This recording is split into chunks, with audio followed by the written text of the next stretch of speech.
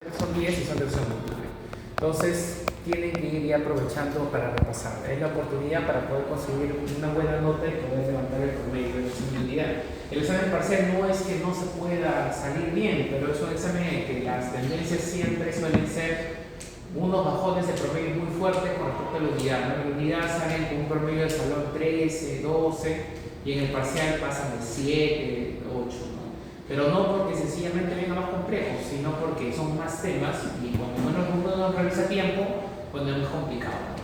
Entonces recuerda por favor que al final del curso van a tener un examen adicional de lo que suma la síntesis de histología más fisiología. Entonces no pueden pensar que ya las cosas quedan por agua tibia, ¿ya? Entonces tienen que empezar a leer para que puedan asegurar por lo menos parte de ese examen, aprovechando de hacer sus resúmenes, sus anotaciones.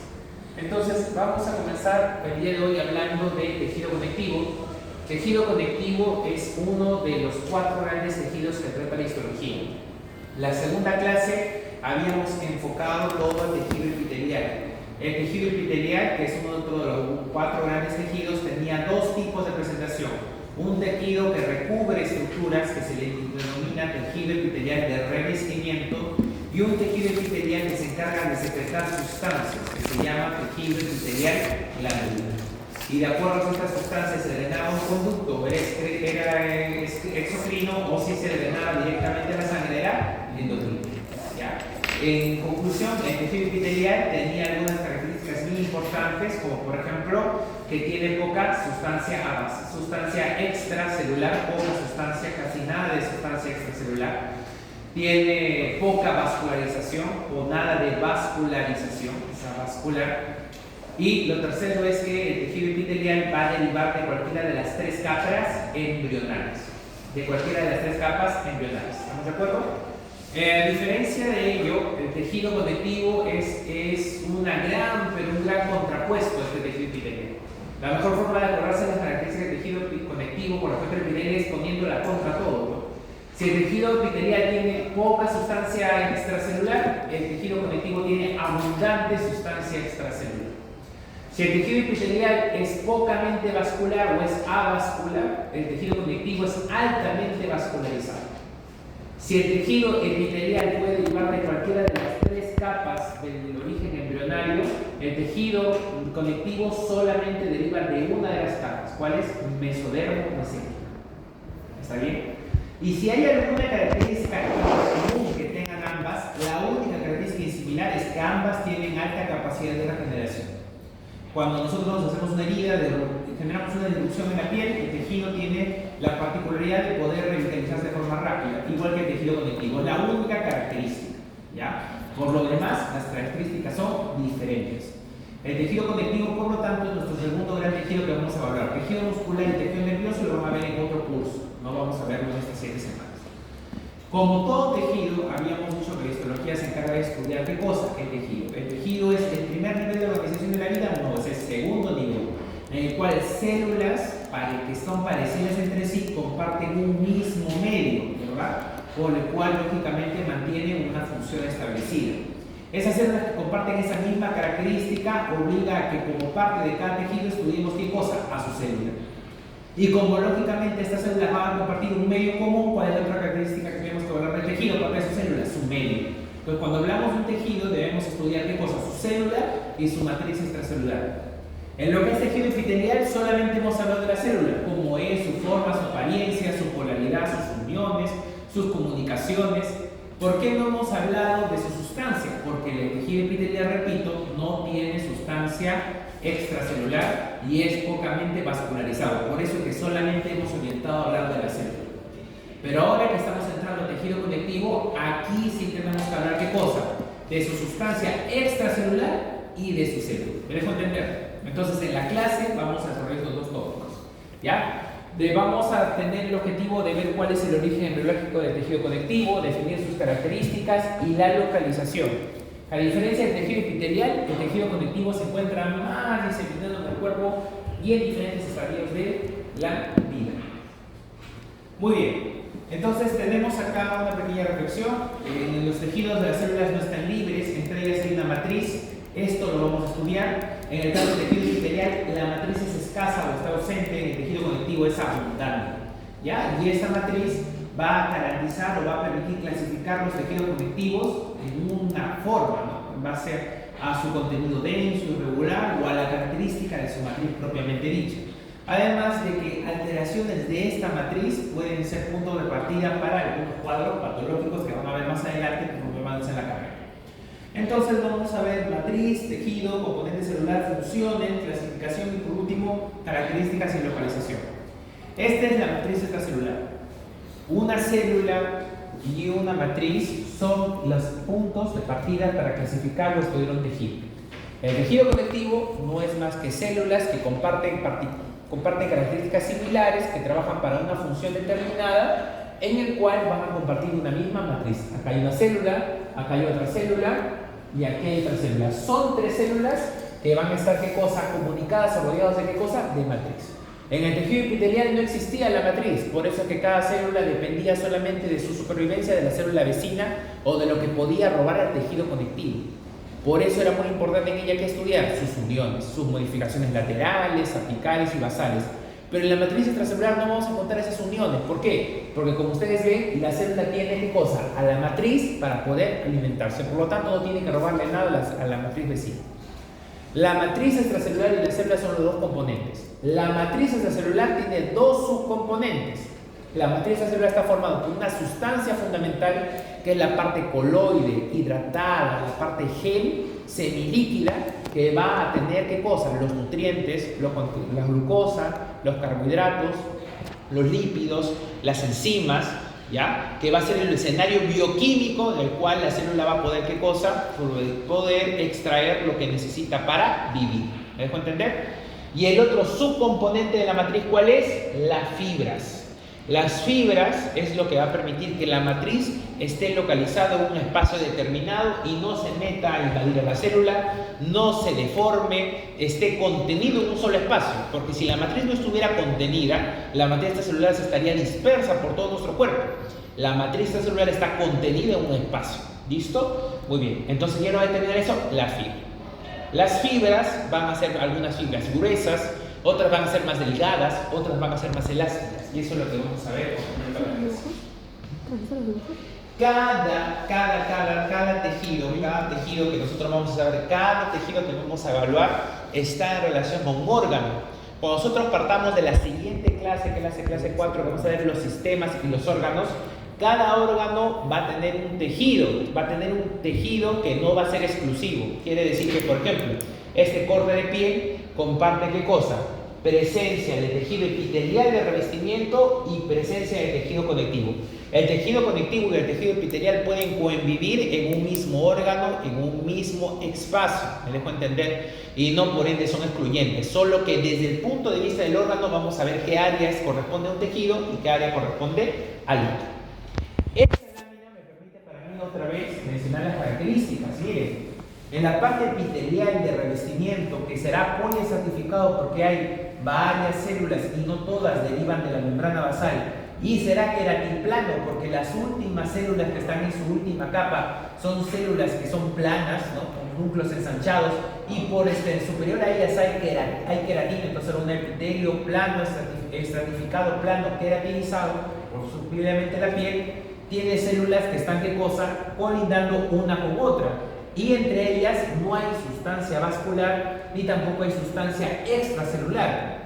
Esta parte de la piel en donde el tejido conectivo está en gran medida puede verse como, lógicamente, con mayor precisión, como las células ya no están agrupadas una con otra. Hay abundante matriz extracelular que se ve por ese color rosado pálido, y lógicamente si agudizamos un poco la vista vamos a notar algunas hebras o fibras que van a dar ese contenido, ¿no?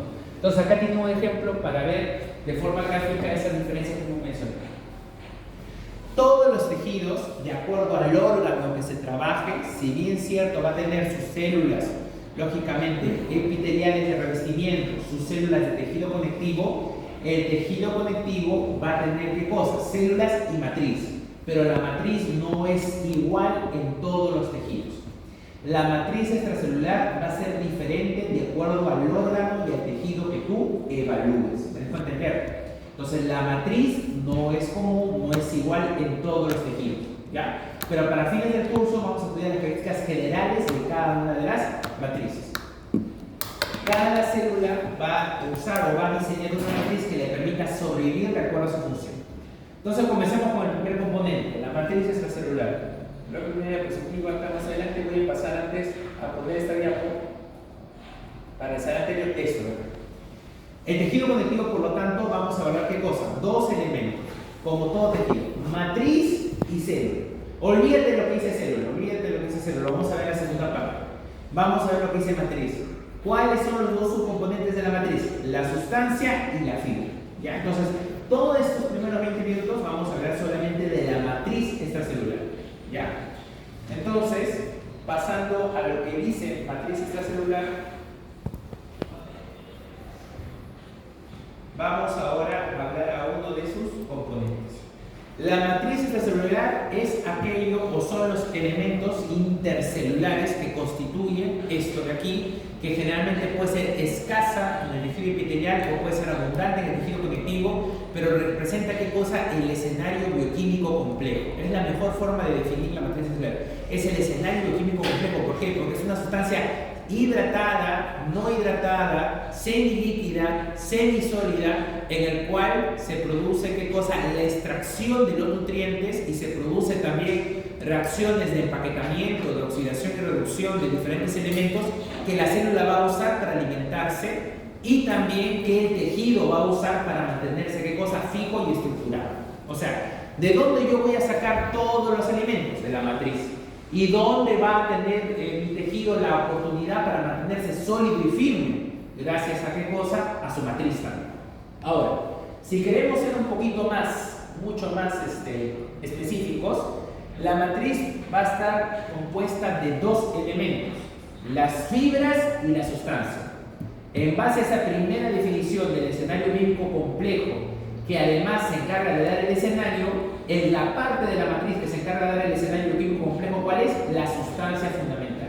¿Y cuál es la parte de la matriz que da la estructura para que todo se mantenga delimitado en una región? Las fibras. ¿Ya? Entonces, esto va a permitir ¿qué cosa? Que la matriz cumple diferentes funciones. La primera es que constituye el ambiente o el medio ambiente de las células. En segundo lugar, permite la cohesión y la resistencia de los tejidos. ¿Gracias a quién? Gracias a sus fibras. Porque si las fibras no existieran, cualquier elemento que quisiera distender el tejido terminaría por destruirlo. Modula la fisiología y diferenciación celular gracias a quién? A su sustancia fundamental. Porque las señales de transcripción y de diferenciación celular van a migrar por este nivel. Rellena el espacio entre las células otorgando resistencia a la compresión y al estiramiento. Eso va a ser gracias a qué cosa?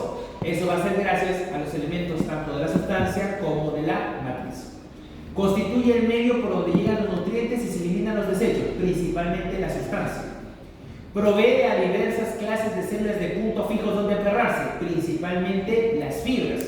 Es el medio por el cual arriban las células las señales bioquímicas como hormonas y toxinas provenientes, principalmente la sustancia. ¿Me dejo entender? Entonces, la sustancia es el escenario, y el que se encarga de dar es la resistencia, que se encarga de dar la cohesión, quien permite mantener la estructura del tejido fijo. ¿Cuáles son? Las fibras. Entonces, aquí está. Las fibras existen de varios tipos. Hay fibras muy gruesas, fibras intermedias y fibras delgadas. Hay fibras que existen para permitir ¿qué cosa? Que todo esté cohesionado y que no se mueva, que se mantenga rígido, y otras fibras que garantiza que el tejido sea elástico. Imagínense ustedes, lógicamente, que tuvieran ¿qué cosa? Un hígado elástico. Si tuvieran un hígado elástico, con la cantidad de flujo de sangre que recibe el hígado estaría ¿qué cosa? Expandiendo y disminuyendo su volumen conforme va el ciclo cardíaco. Eso sería antinatural. Imagínense ustedes que el vaso sanguíneo, tu aorta, que recibe toda la sangre de tu corazón, no tuviera la capacidad para distenderse. ¿Qué pasaría? Cuando el corazón disparara la sangre hacia la aorta, como la aorta no tiene la capacidad para estirarse, la aorta se reventaría, y eso también sería un problema. Entonces, hay tejidos que son elásticos y tejidos que son más fibrosos. Generalmente los tejidos elásticos, ¿dónde están? Principalmente en las sustancias vasculares, en los elementos vasculares, en las arterias, en las venas, principalmente en las arterias, en las arteriolas, y en mucho menor cantidad en las venas, casi nada o nada en los capilares. Y no te vas a encontrar estructuras más rígidas, por ejemplo, que está compuesta de fibras duras, en los cartílagos, en los tendones, por ejemplo. ¿Ya?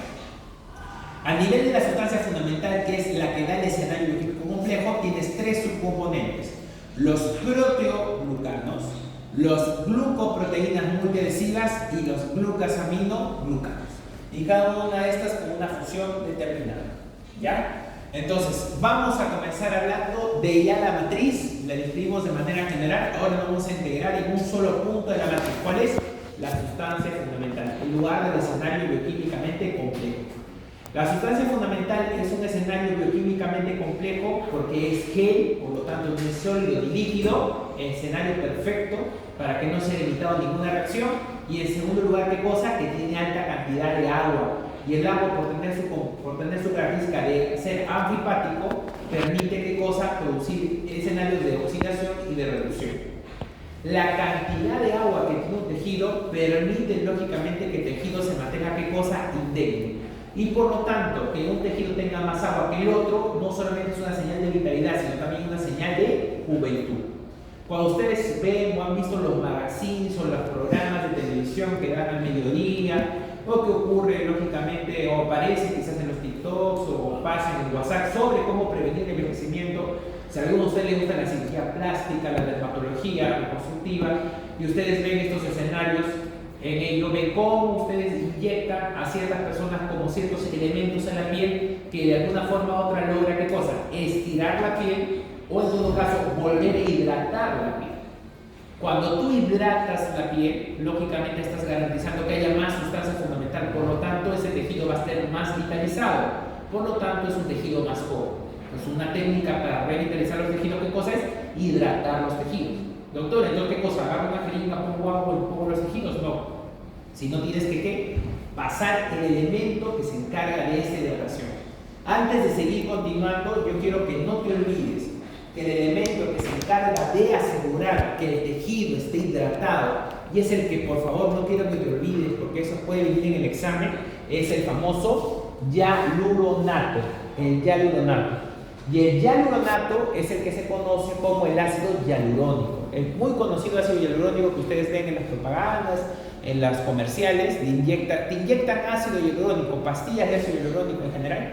¿Qué cosa hace? No hace más que dar razón a una sustancia que es un glucosaminoglucano que se encarga principalmente de cosa, de garantizar que el tejido tenga agua.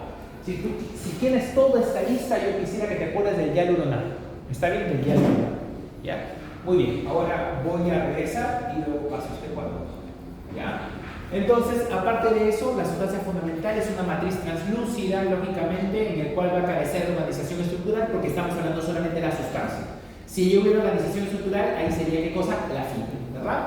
Entonces, ¿cuáles son los elementos que la constituyen? Los proteoglucanos, los glucosaminoglucanos y las glucoproteínas multiadhesivas. La matriz celular, por lo tanto, ¿qué cosa es? Es la sustancia fundamental más la fibra. La sustancia es todo aquello esto blanco y la fibra van a ser estas fibras muedras, rosadas, más fuertes o más tenues, de acuerdo a que los observen. Esto, ¿qué cosas son? Las células, y la matriz es todo lo que ustedes observan de fondo. La sustancia fundamental será la forma más tenue, y si ustedes logran determinar o ver la presencia de algo más delimitado, como una sustancia fibrosa o como un elemento mucho más denso, eso podría ser la fibra. ¿Listo? Entonces, la matriz celular es sustancia más fibra. Ahora, los glucosaminoglucanos tienen funciones. Entre ellas, las funciones principalmente de ello es lo que permite, ¿qué cosa es? Garantizar dentro del escenario, tener los elementos importantes de dónde extraer y de dónde agregar los electrones que ustedes van a usar para producir su energía. ¿Listo? Entonces, tienes una lista grande. Los glucosaminoglucanos se clasifican de una manera más sencilla solamente en dos grupos: los sulfatados y los no sulfatados. Los sulfatados son todos aquellos que tienen el nombre sulfato. Los no sulfatados son los que no tienen ese nombre, como el hialuronato o el heparina. Por lo tanto, si te preguntan que el elemento principal glucosaminoglucano que permite garantizar que el tejido esté hidratado es un elemento sulfatado, ¿eso será verdadero o falso? Falso, porque el hialuronato no es sulfatado. ¿Listo? de toda esta lista, quiero que no te olvides que el hialuronato es el que es el más pesado de todos. Puede llegar a pesar hasta 10.000 kilodaltons, ¿ya? Y se puede encontrar de forma distribuida casi por todos los tejidos conjuntivos, como el líquido sinovial, el humor micro y en general. ¿Listo? Si yo quisiera que te acuerdes de otro de esta lista, quisiera que te acuerdes solamente de este de aquí, que también es un no sulfatado, ¿ya? No un sulfatado que lógicamente que se conoce como heparina. ¿Listo? El heparina. La heparina solamente va a estar, ¿qué cosa? En los gránulos de los mastocitos y basófilos, y va a permitir, ¿qué cosa? Que favorecer la inflamación y la respuesta frente a alergias. El resto de los elementos que ves acá, condroitín, que está principalmente en el cartílago, dermatán, que está principalmente en la piel y en las válvulas cardíacas, queratán, que está en el hueso, en el cartílago y la córnea, y el heparán sulfato, que está precisamente en las superficies celulares, son elementos mucho más tenues que generalmente permiten, ¿qué cosa? Permiten garantizar la función cardiovascular y del desarrollo músculo-esquelético, pero son elementos sulfatados.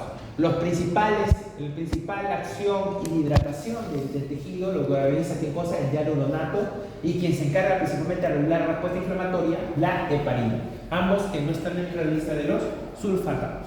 ¿Ya? Muy bien. Los proteoglicanos son elementos que, a diferencia de los glucosaminoglicanos, están formados por ya estructuras más complejas. Por lo tanto, sus funciones son un poco más relacionadas a otra cosa, a la interacción y al crecimiento, no tanto al mantenimiento. Pues tiene que ver con el desarrollo y la diferenciación principalmente en los tejidos, como por ejemplo el agrecano, la lecorina, el versicano y el sindecano. Para que no te olvides nunca esto, por favor, mira cómo se llaman estos de acá. Los glucosaminoglucanos solamente tienen la palabra sulfato al final, o son hialuronato o heparina. Pero los proteoglicanos todos terminan en el término cano, agrecano, versicano y sindecano. Solamente lecorina es el único que sale de esa regla. ¿Está bien? Si te preguntan cuál de estos elementos es un proteoglicano, mira bien el sufijo final, ¿ya? A excepción de lecorina. Los demás creo que son más fáciles de identificar, ¿ya? De toda esta lista, yo quisiera que te acuerdes, por favor, de estos de aquí, que es el agrecano, el agrecano y el sindecano. El agrecano se encuentra en los cartílagos y los condrocitos y permite, ¿qué cosa? Garantizar la hidratación, la matriz celular del cartílago junto con el hialuronato. Ya cumple esta función también, aparte de la diferenciación.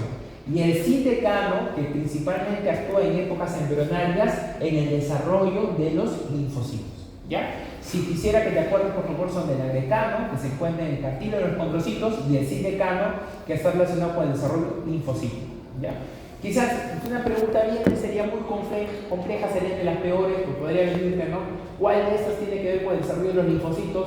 Sindecano. ¿Cuál de estas proteoglicanos tiene que ver con el desarrollo del cartílago y los condrocitos, además de garantizar su hidratación?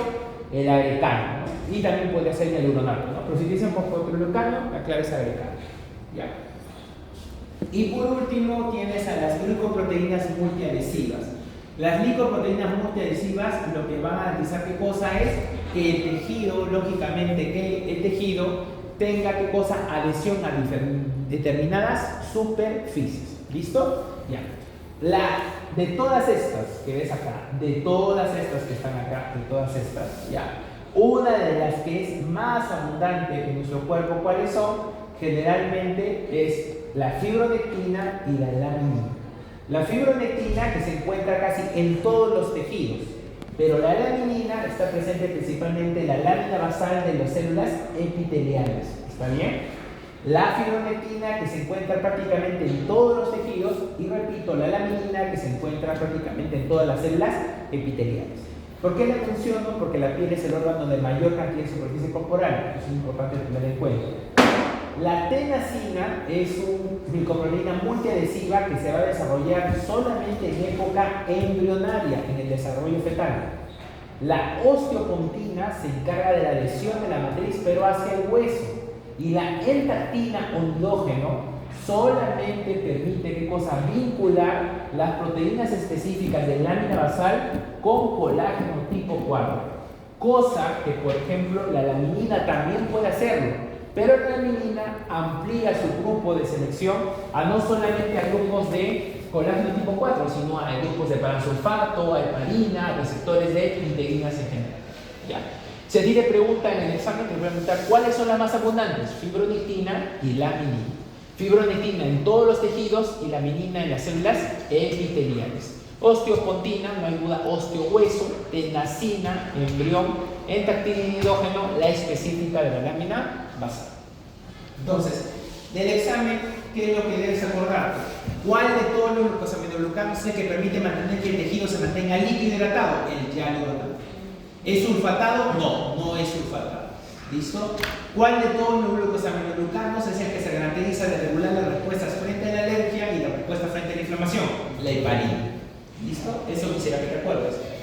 Los proteoglucanos, ¿cuál de todos los proteoglucanos tiene que ver con el desarrollo y la moderación de los linfocitos? El SIN-DK. Linfocitos SIN-DK. ¿Ya? Y lo otro que te podría venir en el examen es cuál de las glucoproteínas multiadhesivas es la que se encuentra en mayor cantidad en todos los tejidos. Fibronectina. Y si te dicen solo en los tejidos epiteliales, será laminina. ¿Listo? Principalmente esas, de esas 4 que te he mencionado, o 5 que te estoy haciendo énfasis, de ahí va a ver. Muy bien. Ahora vamos a hablar del colágeno y la fibra. El colágeno es de todos los elementos fibrilares el principal constituyente del tejido conectivo. Discúlpenme, por favor, que tengo un paciente que tengo.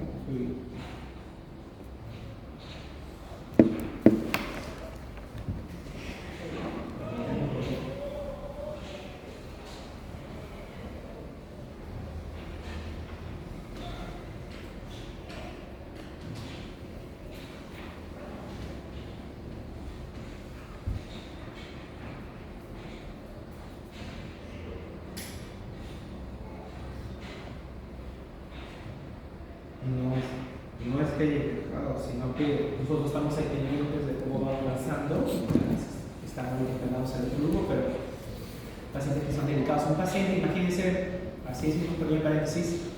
Yo ahorita estoy en el Instituto Nacional de Salud del Niño, bueno, llevando el fellow, ya porque yo soy especialista, sino el fellow de endocrinología pediátrica, que son 2 años más de residencia. Es la subespecialización, después de ahí ya no hay más. Pero tenemos un paciente que ingresa por supuesta infección de punto de partida respiratorio, con daño cerebral, daño renal, daño hepático y como posible antecedente que no está muy claro, posible infección de B24. En pediatría nosotros no usamos el término VIH porque es un tema muy estigmatizante, entonces decimos B24. B24 son las siglas del CIRS, del Código de Enfermedades, ¿no? Es un niño de 1 año que lamentablemente está con él y con todo el antecedente, posiblemente las enfermedades oportunistas que puede tener serán un montón, ¿no? Y está en muy mal estado. Entonces, desde el punto de vista de endocrinología, estamos haciendo todo lo que está a nuestro alcance para estabilizar al paciente, ¿no? Pero lógicamente es algo que escapa a una especialidad, sino que ya es de forma general, ¿no? Bueno, son cosas que pasan y son cosas que ustedes van a enfrentar, por si acaso, en la vida, ¿no? No solo son casos como House o los casos que ustedes puedan ver en los programas de televisión. La realidad de nuestro país es muy diferente. Y igual, si viajar a otro lugar también es diferente. La medicina en realidad es muy diferente a la ficción, ¿no? Y hay cosas que a veces uno no se puede entender como un niño de 1 año puede tener infección por 24. La única idea posible que se me viene a la mente, el escenario de los peores que uno puede imaginar es que la mamá estaba diagnosticada o la mamá no sabía que tenía la enfermedad y gestó, dio parto natural o en todo caso dio de lactar, ¿no? Entonces el paciente se infectó, ¿no? Pero eso me hace poner en un peor escenario, o sea, ¿quién estuvo cuidando de la gestante? ¿Dónde estuvo el cuidado del parto?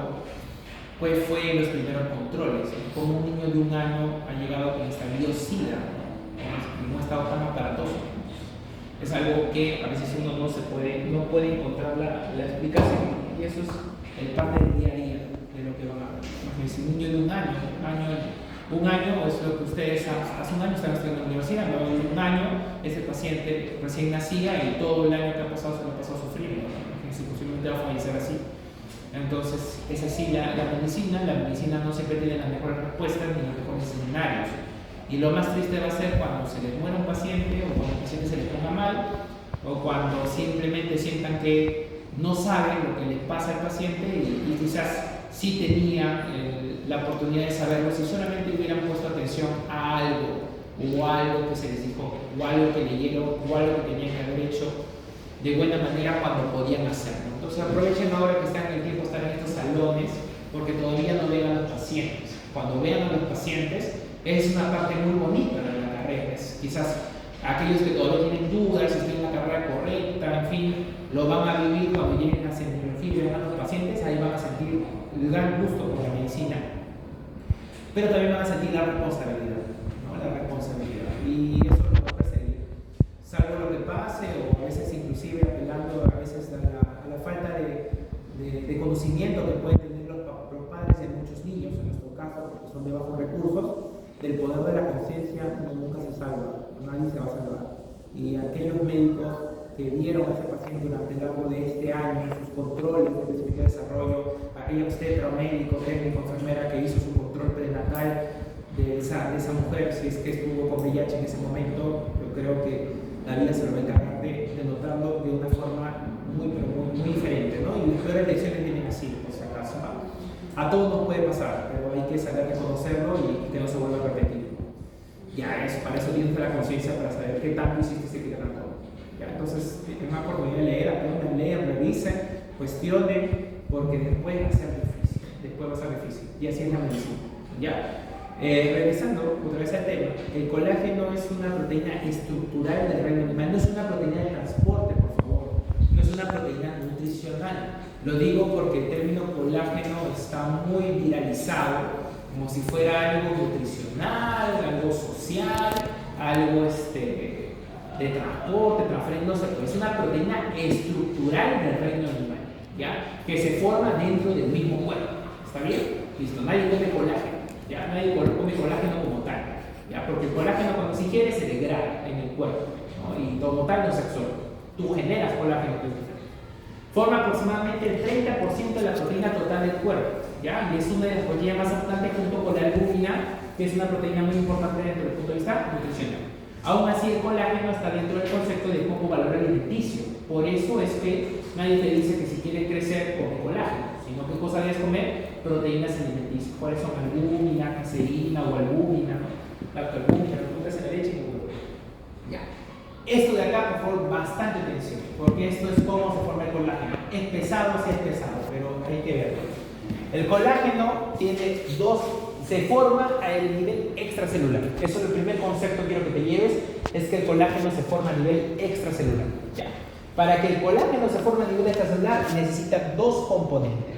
Un componente que es el mismo extracelular, se lo va a dar, ya, el mismo extracelular que se va a dar, que son una especie de fibrillas, ya, que el extracelular se lo va a dar, y el otro componente que es el más importante, que se va a generar dentro del intracelular. O sea, el intracelular va a haber un componente y la fibrilla que va a estar acá rodeando el extracelular se va a juntar con ese componente aquí en el extra y así se forma el colágeno. Entonces, por lo tanto, es cómo se llega a formar ese componente que el intracelular va a liberar. Para eso, tú tienes que analizarlo desde el punto de vista del núcleo. ¿Ya? Miren, cuando nosotros hablamos sencillamente del proceso del núcleo, ¿recuerdan de la replicación, la transcripción y la traducción? ¿Qué cosa era? La generación de proteínas. Y una de las proteínas que nosotros vamos a originar, producto de esos aminoácidos, ¿qué van a hacer? Van a ser estructuras o van a ser cadenas alfas de algunos aminoácidos que van a determinar una estructura llamada procolágeno.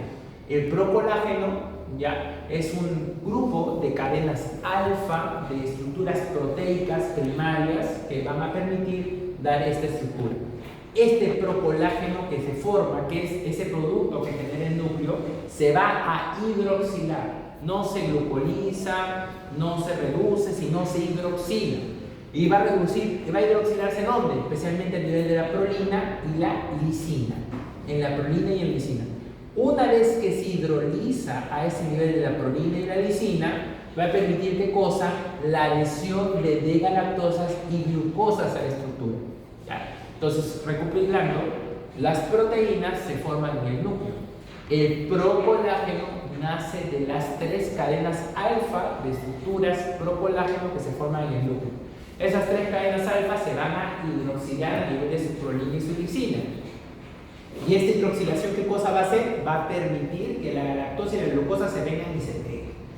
Una vez la galactosa y la glucosa se pegan, mira lo que va a pasar. Las hebras que están separadas o cada cadena alfa que se generó se van a comenzar a entrecruzar. Se van a entrecruzar como si fuera un ADN de 3 cadenas. ¿Ya? Donde el entrecruzamiento es a nivel de la zona medial, más las zonas distales se encuentran separadas. ¿Y por qué es importante decir esto? Porque a nivel de la zona central vas a ver un tipo de enlaces principales que se llaman enlaces covalentes, y a nivel de las zonas distales hay unos enlaces que son disulfuros. ¿Y por qué estos enlaces y por qué la parte final no se junta? Porque gracias a que esta parte final no se junta, el aparato de Golgi va a poder, ¿qué cosa? Reconocerlo. Si toda la cadena se hubiera mezclado, se hubiera intercruzado de inicio a final, el Golgi no lo reconoce. Como esta parte final no se ha intercruzado, el Golgi lo reconoce, lo guarda, lo empaqueta y lo libera. Y cuando lo libera, lógicamente a este procolágeno, estas vesículas de secreción, lógicamente este procolágeno se va a encontrar, ¿qué cosa? Con las fibrillas. Y este procolágeno que se encuentra con las fibrillas va a determinar el famoso tropocolágeno. Ya, el tropocolágeno. Estos tropocolágenos que se unen con la fibrilla se van a agrupar uno con otro y así se va a formar, ¿qué cosa? El colágeno. Repito. El colágeno se forma a nivel extracelular por 2 componentes: la fibrilla del extra y algo que genera la célula. Ese algo que genera la célula es una proteína que nació del núcleo como 3 cadenas alfas separadas, 3 cadenas alfas separadas de procolágeno. Esas 3 cadenas alfa separadas de procolágeno se van a hidroxilar en su nivel de prolina y lisina. Y cuando se hidroxilen, la glucosa y la galactosa van a pegarse a esas cadenas. De esa forma, al pegarse, va a generar que las cadenas comiencen, ¿qué cosa? A cruzarse. ¿Se cruza toda la cadena? No, se cruza solamente el centro. Las zonas separadas no. ¿Qué enlaces hay en esta zona del centro donde hay cruzamiento? Enlaces covalentes. Covalentes son los enlaces que ocurren en el nivel de entrecruzamiento. ¿Y cuáles son los enlaces que ocurren en este nivel que permite que las células estén separadas? Enlaces disulfuros. Gracias a los enlaces disulfuros y a esta zona separada, el Golgi reconoce esta estructura y ¿qué cosa va a hacer? Empaquetarla para luego liberarla. Cuando liberas el procolágeno hacia el extracelular, el procolágeno se va a juntar con la fibrilla. Y esta fibrilla, cuando se junta con el procolágeno, va a formar ¿qué cosa? El tropocolágeno. Y el tropocolágeno, que es una estructura ya más compleja, que es el procolágeno más la fibrilla, se va a juntar con otro tropocolágeno y así varios tropocolágenos cuando se formen van a formar recién el colágeno. ¿Me dejo decir? El colágeno, del que hemos hablado, se forma en el extracelular y es el producto de ¿qué cosa? De varios tropocolágenos que se juntan. ¿De dónde salió ese tropocolágeno, doctor? De la fibrilla del extra y de las vesículas de procolágeno que botó la célula. Doctor, ¿y de dónde salieron esas vesículas de procolágeno? Salieron, ¿qué cosa? De las hebras cruzadas al centro más separadas en los extremos. ¿Y cuál es la parte que reconoce el Golgi para poder trasladar esas vesículas? Las separadas, donde hay enlaces disulfuros. ¿Y por qué se juntó el centro, doctor? Porque hay enlaces covalentes. ¿Y por qué hay enlaces covalentes, doctor? Porque hubo un proceso de adición de glucosa y de galactosa que se agregaron gracias a la hidroxilación que sufrieron las 3 cadenas alfa cuando se produjeron a nivel del núcleo. ¿Ya? Eso es importante. Eso me pone una chequeadita porque esto va a venir, esto viene sí o sí en el examen como los conjuntos o pasos del colágeno. Por lo tanto, te pueden decir, ¿no? El tropocolágeno se forma dentro del intracelular, falso, no, se genera fuera. Varios procolágenos forman el colágeno, falso, no, son varios tropocolágenos los que forman. Las cadenas beta son las que se hidroxilan para formar las cadenas internucleadas, no, son cadenas alfa. Los extremos son los que se juntan, más los centros se mantienen separados, falso. Son los extremos separados y el centro lo que se entremezcla. ¿Los enlaces sulfuros están en la zona de entremezcla? No, se encuentran en las zonas separadas en los extremos, al ser encuentran los enlaces covalentes. Eso es, entre juegos y palabras. Entonces aquí está lo mismo, lo que estamos hablando. Acá podemos ver en la primera parte una microbiología electrónica de las fibras colágenas en diferentes cortes transversales y longitudinales. Miren, si ustedes vieran al colágeno, no sé, directamente, ¿no? Face to face, podrían ver como una fibra, ¿no? Literalmente, pero si lo ven desde arriba hacia abajo, ven como estos cortes longitudinales, ¿no? Y ven que es una fibra gruesa, no solamente tamaño, sino grosor. Y esas fibras gruesas se van a formar gracias a qué cosa? A la agrupación de múltiples, ¿qué cosa? Tropocolágenos. Esos tropocolágenos de dónde nacieron? De la fibrilla y del procolágeno que liberó el intracelular. Varios tropocolágenos van a qué cosa? Agruparse a qué cosa? Que ya formen una fibra de colágeno y en conjunto formen las fibras unas de fibra de colágeno. ¿Listo? El colágeno nace del conjunto de tropocolágenos y el tropocolágeno no es más que cosa que el procolágeno más un fibril. Ya, listo. Entonces ahí está lo que hemos hablado. Y acá vemos las formas de identificar el colágeno y eso lo hemos visto un poco en las clases anteriores, ¿no? Que el colágeno se puede identificar bien con la hemoglobina de eosina, sí, pero se puede distinguir de otras estructuras, no. Hay para eso, la histología se ha basado ¿qué cosa? En la coloración tricrómica para identificar qué cosa? Los componentes fibrilares de los tejidos. Y ahí tienen los ejemplos. Por ejemplo, tienen ustedes allá, a la primera, hacia la mano derecha, la coloración de hematoxilina y eosina, donde el colágeno se tiñe de rosado intenso. Pero tú no puedes reconocer ahí el colágeno de cualquier otro elemento fibrilar, ni tampoco puedes distinguir el colágeno de cualquier otro elemento del citoplasma. No se puede identificar, solamente el morado y rosado. Entonces, para eso, ¿qué cosas usas? Y entras a las funciones tricrómicas. Vas hacia la izquierda y ves ahí qué cosa, la coloración de Van Jensen, ¿no? Van Jensen, donde el colágeno se tiñe de color rojo, por ejemplo. Y ahí sí se puede distinguir claramente, ¿no? Miren, este es el tejido epitelial de revestimiento y este es el colágeno, y acá hay otro elemento del tejido conectivo que no sé qué cosa será, pero acá sale el colágeno, se identifica. Se puede distinguir el colágeno con respecto a toda la matriz. Aquí tú no puedes identificar el colágeno con respecto a la matriz, está todo claro. Tradición de Van Jensen, reconoce el colágeno de tiño rojo. Y otro que varias veces lo estamos hablando desde la primera clase, la tricrónica de Mallory, con L de Mallory, conoce el colágeno pero de forma azul, azulada, ¿no? Mallory, azulado. Entonces, esto me permite identificar el componente del colágeno frente a otros componentes del tejido. Muy bien, paso. Ya, la siguiente. Asimismo, también el colágeno no solamente ha sufrido para ser identificado con respecto a otros componentes fibrilares, ni con respecto a otros componentes de la célula de la matriz. El colágeno se vio con el pasar del tiempo que existía de diferentes formas y diferentes presentaciones, y cada una con determinadas funciones para cada cierto tipo de estructura que tú examinabas. El colágeno de tu pecho no es igual al colágeno del ojo, no es igual al colágeno de tu riñón, de tu tendón, es diferente. Existen 27 a 28 tipos de colágeno. Por lo tanto, estudiar cada uno de ellos es lo más, digamos, exacto. La pregunta es, así como existe una tinción que permite distinguir el colágeno de otras estructuras como las tricrómicas, ¿existen algunas tinciones que permiten distinguir algún tipo de colágeno de otros tipos de colágeno? Sí, esta muy conocida, que es la que tienes que conocer como concepto básico de histología, la tinción argéntica o la reticulina o la coloración de plata. La coloración argéntica AG, en relación a la plata, coloración de plata, coloración argéntica o coloración de reticulina. ¿Por qué? Porque como ustedes ven en ambas láminas van a ver como unos hilos negros que están en los ambos tejidos. Esos hilos negros son ¿qué cosa? Son las fibras de colágeno. Pero si tú comparas esos hilos comparado a la gráfica de hace 2 diapositivas, vas a ver que claramente esos hilos son mucho más delgados de lo que se muestra en estas gráficas o aquí.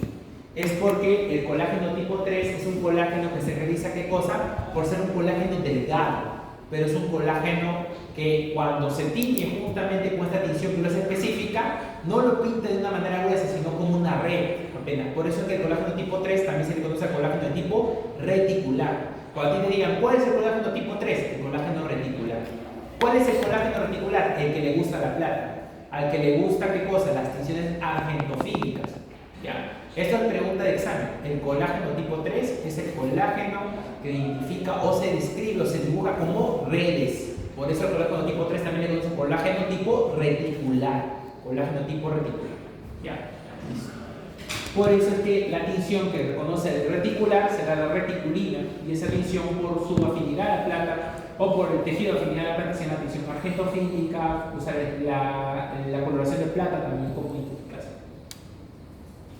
Estos son todos los tipos de colágeno que tienes que conocer, ¿ya? Pero para fines de examen solamente me interesaría que reconocieran algunos de los que están acá. Me gustaría que te acuerdes primero del primero. ¿Por qué? Porque es el que se va a encontrar casi en todo el cuerpo, es el más abundante. Si te preguntan cuál es el tipo de colágeno más abundante del cuerpo, la respuesta es colágeno tipo 1. El colágeno tipo 1 se encuentra en el tejido conjuntivo de la piel, huesos, tendones, ligamentos, dentina, que es la fase se encuentra casi en el 90% del organismo y proporciona resistencia a fuerza, tensiones y estiramientos. O sea, es el concepto del colágeno tal como lo conocemos. Lo que te voy a preguntar a ti es ¿cuál es el colágeno más abundante en el cuerpo? El colágeno tipo 1. ¿Listo? Si hubiera otro colágeno, por favor, que yo quisiera que tú te acordaras, por favor, es el colágeno tipo 3 y tipo 5. El tipo 3, ¿por qué? Porque es aquel que va a formarse, ¿qué cosa? De forma de fibras reticulares. Por eso que el colágeno tipo 3, que hemos visto en la lámina anterior, es el que conoce como el colágeno reticular.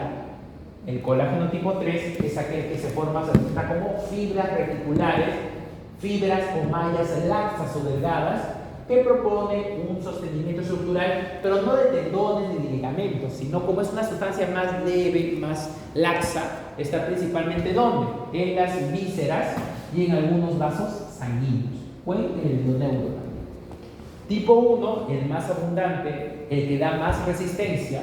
Tipo 3 es más laxo, de apariencia de redes, reticular en vísceras, en vasos sanguíneos y en el endoneuro.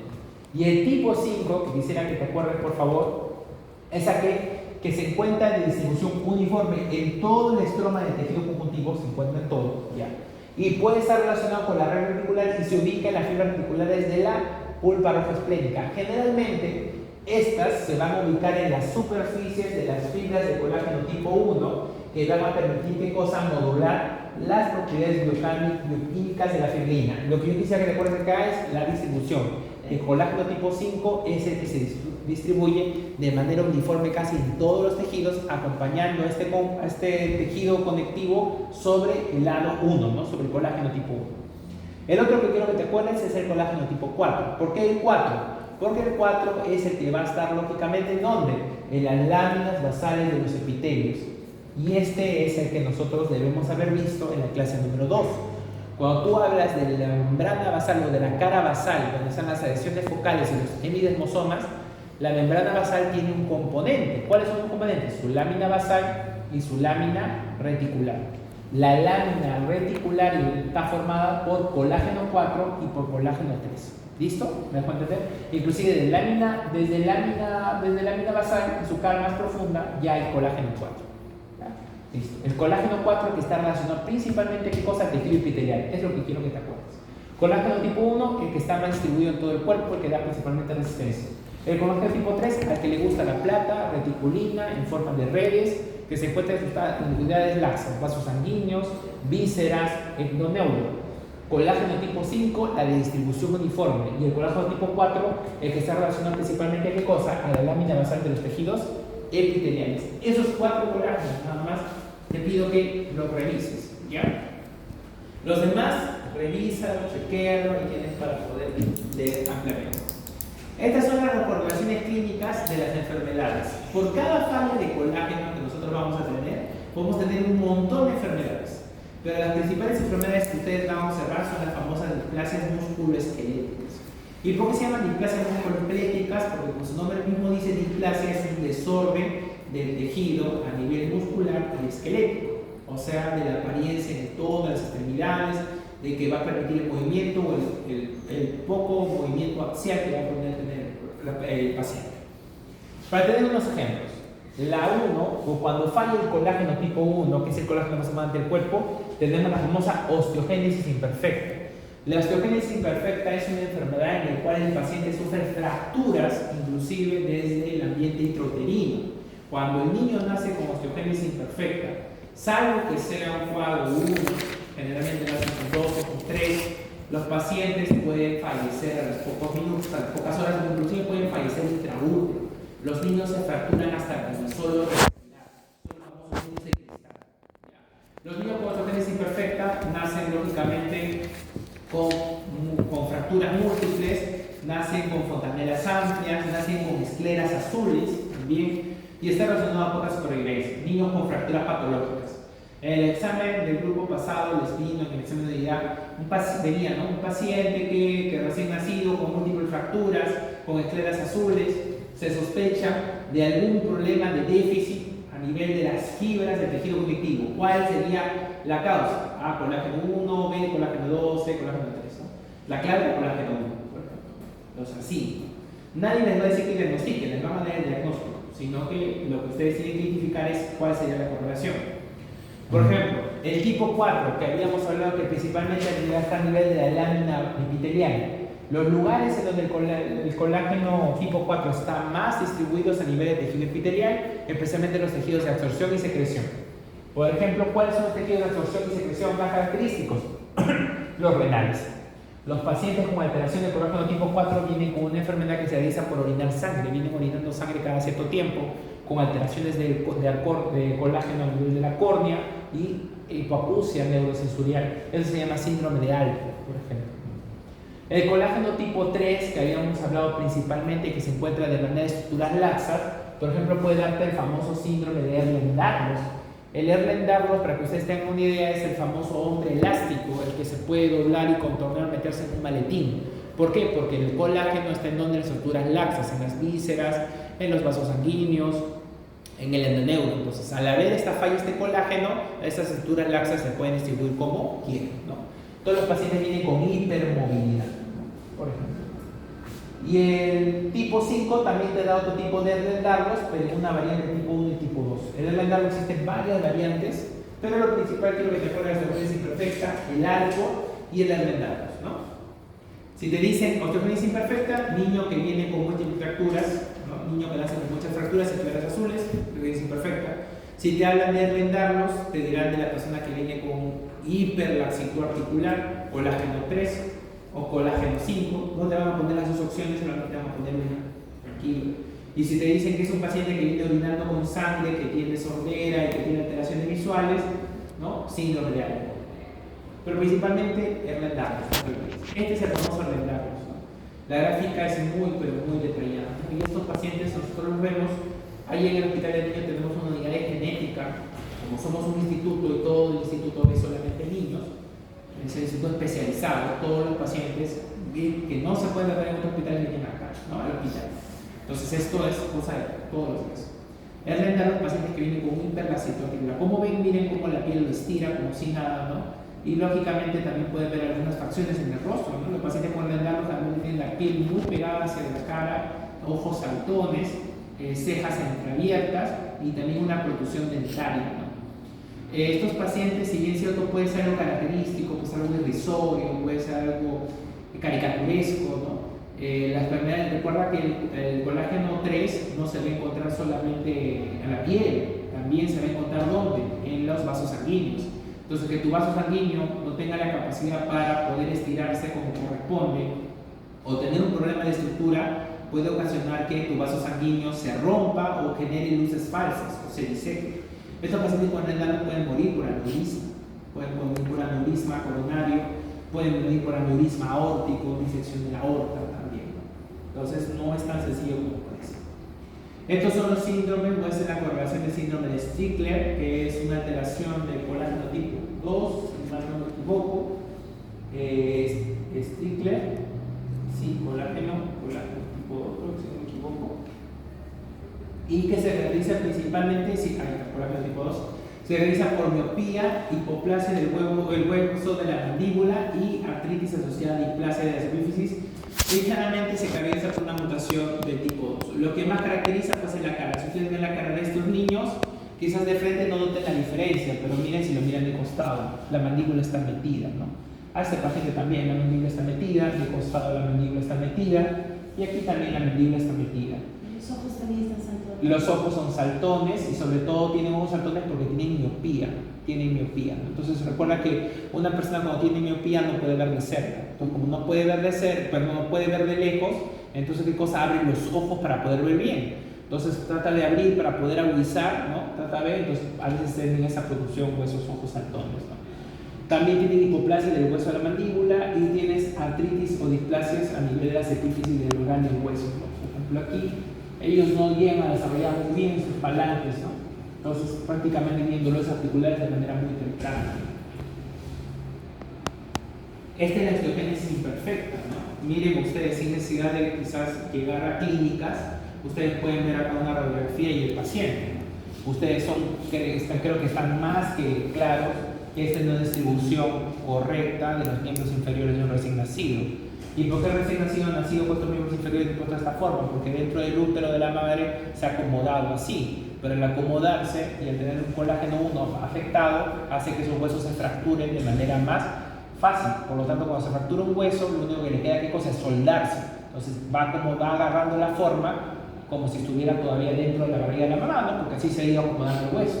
Las manitos, ¿no? Los pacientitos no llegan a vivir mucho y sin ver la radiografía pueden observar ustedes, miren acá los trozos, ¿no? Los trozos, las múltiples fracturas que pueden presentar, ¿no? Miren aquí, múltiples fracturas, ¿no? Pacientes que no llegan a vivir mucho tiempo, algunos nacen, algunos inclusive ya vienen todas las características del aborto terapéutico en otros países, ¿no? Y estos pacientes pues terminan no viviendo mucho tiempo, ¿no? Ya máximo viven 6 meses, los tipo 1, los tipo 2 no viven, inclusive se fracturan dentro de la barriga de la mamá, ¿no? Y es un poco triste, a veces solamente el parto es para dar a luz al óbito, o sea, que ha muerto ya dentro. Aparte de ser muy doloroso, ¿no? ¿Ah? Bien doloroso debe ser. Claro. Para No, es una experiencia muy complicada, ¿no? Para los que son padres quizás pueden imaginarse esa situación, ¿no? O para los que tienen hermanos menores, ¿no? Imagínense ver a sus padres pasar eso con sus hermanos, ¿no? Es complicado. Para la criatura, pues es como que uno se fractura y te duele horrible, o sea, y ellos todo. Sí, claro, sí, el dolor se expresa desde el intraútero, eso está demostrado. Un bebé sabe y siente cuando hay algo que está afectando su medio. Y ellos lo expresan manifestando movimientos fetales, generando taquicardia, liberando su contenido intestinal. Entonces, no es que los bebés no sientan, en este caso, en relación a ciertas posturas con respecto a defensa o no de la vida de los concebidos, ¿no? Entonces, el feto desarrolla su sensibilidad solamente que de diferente forma. Otra cosa es que no sea consciente, eso es otra cosa. Muy bien, otro elemento de la fibra que vamos a evaluar es la elastina. La elastina es otro elemento fibrilar, así como el colágeno. La diferencia es que si el colágeno te da rigidez, principalmente te da la fuerza, en algunos lugares acompañando de una rigidez más laxa, como en los vasos sanguíneos, en otros lugares favoreciendo principalmente la absorción de elementos como el riñón.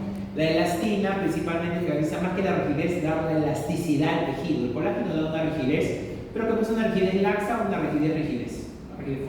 La elastina da elasticidad. La elastina es rica en glicina, hidroxiprolina y aminoácidos como vinina. Tiene residuos de glicina que permiten formar una asociación entre 4 cadenas formando un anillo de tipo aromático llamado desmosina. A esto me refiero. Así como el colágeno tiene una formación, la elastina también tiene otra formación. El primer concepto que yo quiero que tú te lleves, por favor, es que a diferencia del grupo anterior, ya que habíamos mencionado, ¿no?, que se formaba el colágeno y todo ello, acá la célula va a liberar 3 elementos, que es la tropoelastina, la fibulina y las fibrillinas. La tropoelastina, la fibulina y la fibrilina, los 3 elementos que se han producido dentro de la célula muscular, estos 3 elementos son los que se van a agrupar en el extracelular. Con esto quiero decir que, a diferencia del colágeno, en el cual había un elemento que el extra le daba, que era la fibrilla, en la elastina todos los elementos lo otorga la célula, solo que estos elementos se van a agrupar recién ¿dónde? En el extra. ¿Ya? Acá ya no va a haber qué cosa, 3 cadenas alfa hidroxiladas, juntas al medio y separadas a los extremos, no. Aquí las cadenas también se van a hidroxilar, pero van a formar un anillo aromático. Ese anillo aromático se llama anillo de desmosina. Ese anillo aromático se llama anillo de desmosina. Ven acá, como estas patitas que ven acá, esa es la famosa desmosina, ya, la desmosina. Y esta desmosina va a estar contenida en una estructura un poco más fina que se llama la tropoelastina. La tropoelastina es como una bisagra, y dentro de esa bisagra va a haber justamente este tipo de uniones que son la desmosina, que son los anillos aromáticos, que al juntarse con los dos elementos que produce la célula, que es la fibrina 1 y la fibrillina, va a terminar ensamblándose en una fibra elástica. Diferencia con el colágeno, todos los componentes de la parte de la elastina se forman dentro de la célula. En el colágeno, la fibrilla te lo daba el extra, la célula solamente entregaba el procolágeno. ¿Ya? Acá todos lo da el colágeno, acá todos lo da la célula. En el colágeno todo comenzaba con 3 cadenas alfa que se hidroxilaban. Aquí, ¿qué cosa es la conformación de los anillos aromáticos de desmosina? Ya, esas son las principales diferencias. Veamos el resto del contenido de la diapositiva anterior. Tiene una malla con alta elasticidad, lógicamente. En el ligamento amarillo ayuda a amortiguar las oscilaciones de la cadera, daños cerebrales, golpes bruscos. Y en la pared conjuntiva de los anillos arteriales son ricas en elastina. Tiene residuos de lisina que permiten formar una asociación entre 4 cadenas formando un anillo de desmosina. Esto, por favor, bien claro. Si te hablan de desmosina o te hablan de anillo aromático o formación aromática, están hablando de la elastina, por si acaso. Te van a preguntar cuál de estos siguientes procesos corresponde a la elastina. La clave será formación de desmosina, ¿no? Principalmente. ¿Listo? Y estas son las elastinas, ¿no? Las elastinas, que son fibras más delgadas, que principalmente dan ¿qué cosa? La capacidad fibroelástica a los tejidos. La elastina posee una estructura enrollada aleatoriamente en estado relajado que se puede estirar y que luego vuelve a adoptarse. Esto es algo diferente al colágeno. El colágeno mantiene una estructura firme, ¿ya? Es una estructura firme. Puede ser una red, puede ser algo más grueso, pero es firme, ¿ya? Pero la elastina no, la elastina se elonga y se relaja. Los enlaces que se forman a nivel de la elastina son enlaces covalentes. En el colágeno habían enlaces covalentes y enlaces disulfuros. Disulfuros en los extremos, covalentes en los centros. Y a la elastina lo que ya ayuda, o lo que lógicamente, ayuda a formar, dar esta característica de unión, de elongación, es gracias a esos anillos que forman una especie de resort. Esos anillos son los famosos anillos de desmosina. ¿Ya? Los anillos de desmosina están producidos por anillos formados por residuos de lisina principalmente. Esta es, por ejemplo, otra correlación. Esta es la famosa cutis laxa. Como ustedes pueden ver, la diferencia con Ehlers-Danlos es diferente, ¿no? Un Ehlers-Danlos, que era del señor que se estiraba la piel, era un paciente que tenía ¿qué cosa? Alteración del colágeno, el colágeno tipo 3 principalmente. Y el Ehlers-Danlos era ¿qué cosa? Era el colágeno que no se retraía ni se relajaba. El colágeno seguía siendo colágeno, se mantenía rígido. En cambio, mira, ¿qué pasa con la piel? Conforme una persona va pasando el tiempo, así como pierde hidratación, también pierde la capacidad ¿qué cosa? De mantener ¿qué cosa? La piel estirada. Entonces, ¿qué va a pasar? La piel se comienza a arrugar. Entonces, esta es la famosa enfermedad de cutis laxa, ¿no? La famosa fase del anciano, en los que los niños vienen con una piel arrugada en exceso, flácida y sin elasticidad en todo el cuerpo. Como pueden ver, la cara de la niña parece que fuera de una señora mayor, ¿no? Y esto es, a diferencia del Ehlers-Danlos, no es porque el tejido ya es muy elástico, sino al contrario, que el tejido ha perdido su elasticidad. ¿Ya? Este es un ejemplo. En Ehlers-Danlos hay elasticidad de los tejidos, lógicamente, porque hay una afectación del colágeno tipo 3, entendible, ¿no? O sea, no hay colágeno, no hay rigidez, entonces ¿qué me queda? Elastificado. Y acá en la cutis laxa es, si no tengo elástico, ¿qué me queda? Arrugado. Es como, por ejemplo, ustedes se ponen una media y la media ya tiene elástico vencido. Cuando quieren sacarse, el elástico no permite regresar a la media a su forma original. El otro daño es el síndrome de Marfan. Este síndrome de Marfan es muy característico porque el síndrome de Marfan, ustedes que han llevado crecimiento y desarrollo, crecimiento y desarrollo, han visto que el síndrome de Marfan es una enfermedad autosómica dominante, es decir, que es muy fácil de ser heredada. ¿Ya? La síndrome de Marfan se caracteriza principalmente, como ustedes ven, afecta principalmente a varones, en el cual lo podemos observar que las extremidades inferiores superan en mayor tamaño las extremidades superiores. Además de eso, las extremidades inferiores se caracterizan por tener unos dedos tan largos que se conocen como si fueran patas de araña. Eso en clínica se llama aranodactilia. Una prueba clínica muy interesante que pueden saber ustedes para saber si son Marfan o no es tratar de llevar su pulgar hacia el otro extremo de la mano. Si llega a pasar el otro extremo de la mano y se llega a ver su primer dedo, entonces tienen un cumplir el criterio de la aranodactilia. Por ejemplo, yo estoy haciendo esto, no se ve mi dedo no llega a pasar mi mano. Aquellos compañeros o colegas que ustedes pueden tener, yo un compañero de clases que era un Marfan, que eran pacientes altos, delicados, con extremidades largas y tienen estos dedos que parecen patas de araña, como si fueran de esta película clásica y hilo, sus dedos largos son compatibles con Marfan. Y el tema otra vez no queda en anécdotas de la apariencia, no en la curiosidad, sino queda qué cosa, que como también habíamos hablado, el tejido elástico está formando parte de qué cosa, de las estructuras vasculares. Entonces, así como Lerland-Darlos nos daba miedo los prolapsos vasculares, las aneurismas de aorta coronaria, también podemos tener aquí en el Marfan los mismos problemas, prolapso de válvula mitral o dilatación de la aorta ascendente. Como la aorta no pierde su capacidad lógicamente de poder manejar su distensibilidad, entonces ¿qué va a pasar? La aorta se va a seguir, ¿qué cosa? Se va reteniendo la sangre, no maneja bien la presión y no puede hacer ¿qué cosa? Movimiento de la sangre hacia los órganos, ¿no? Y eso puede generar un problema. Los pacientes con Marfan también vienen con luxurización de cristalino, me llama mucha atención la patología. Muy bien, ahora vamos a ver lo que es tejido conectivo dentro del punto de vista celular. Entonces esta gráfica representa un ejemplo de lo que hemos hablado, ¿ya? De colágeno y elastina, una pregunta, ¿ya? De lo que es sustancia fundamental es otra pregunta, lo que hemos visto al inicio, ¿ya? Ahora vamos a ver la siguiente pregunta, en esta clase tiene 4 preguntas en esta. Tejido conectivo. El tejido conectivo de la segunda parte de la célula. Miren ustedes la foto. La foto va a mostrar qué cosa, un fondo rosado que es la sustancia fundamental y va a mostrar qué cosa, unas fibras gruesas que pueden ser el colágeno, otras fibras que parecen tipo redes que son totalmente rígidas, ¿no? Digamos, pero más delgadas como las fibras reticulares o colágeno tipo 3 y otras fibras que son mucho más delgadas que se pueden retraer, que son las fibras elásticas.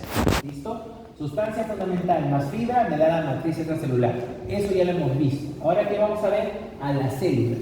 Las diferentes células. El tejido conectivo, como nace el mesodermo, tiene la característica de tener diferentes tipos celulares y ya no en relación solamente a la forma, ni en relación solamente a la disposición del núcleo, sino vamos a ver que identifica en relación a su amapola, en relación a su citoplasma, la proporción, la distribución de su cromatina.